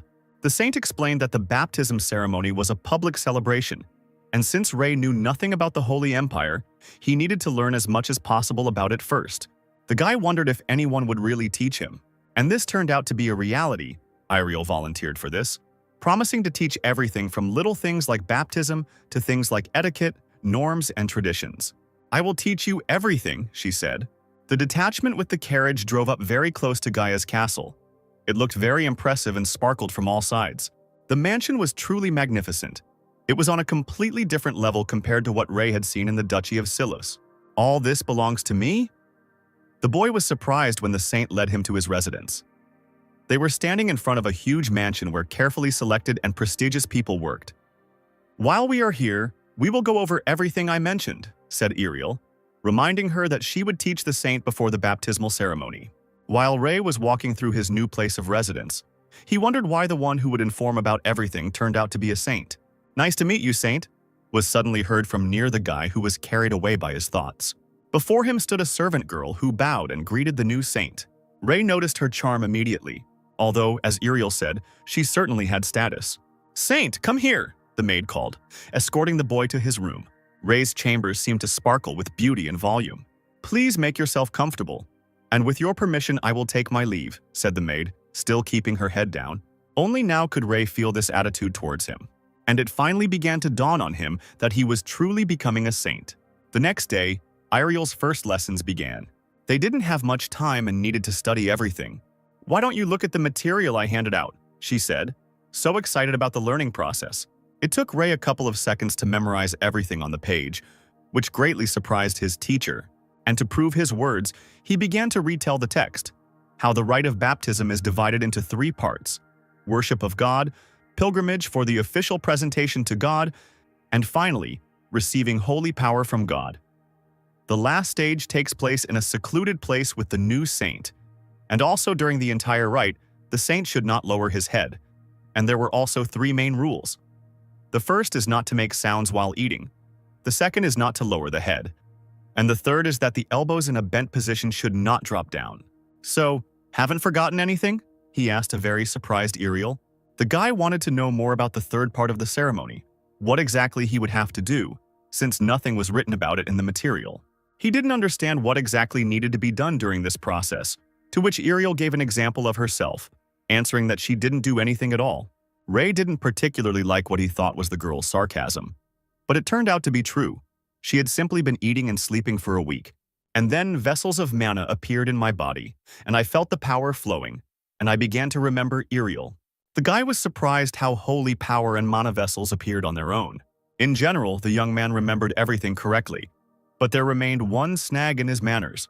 "Even if you have a memory beyond human comprehension, it won't help you instill manners," the girl declared, embarrassing the boy. "By the way, it's already lunchtime," the saint noticed, taking off her glasses, and she suggested looking at practical skills. Ray sat neatly at the table, a napkin hanging over his chest, and calmly cut up the meat. "You're surprisingly good," Ariel blurted out, observing the guy's etiquette. But he still needed to know a lot, and the girl told him not to relax. "You're not too strict." The young man began to speak, but the saint immediately stopped him, pointing out that if his mouth is full, he should cover it with his hand when trying to say something, and Ray asked why there were such rules. "Simply because the pedantic nobles will find fault with everything you do," the girl explained, adding that to prevent them from finding fault, they should try to improve the boy's manners. Ray was so excited about this task that he didn't want to go anywhere. They were interrupted by a maid who entered the room. She wanted to say something.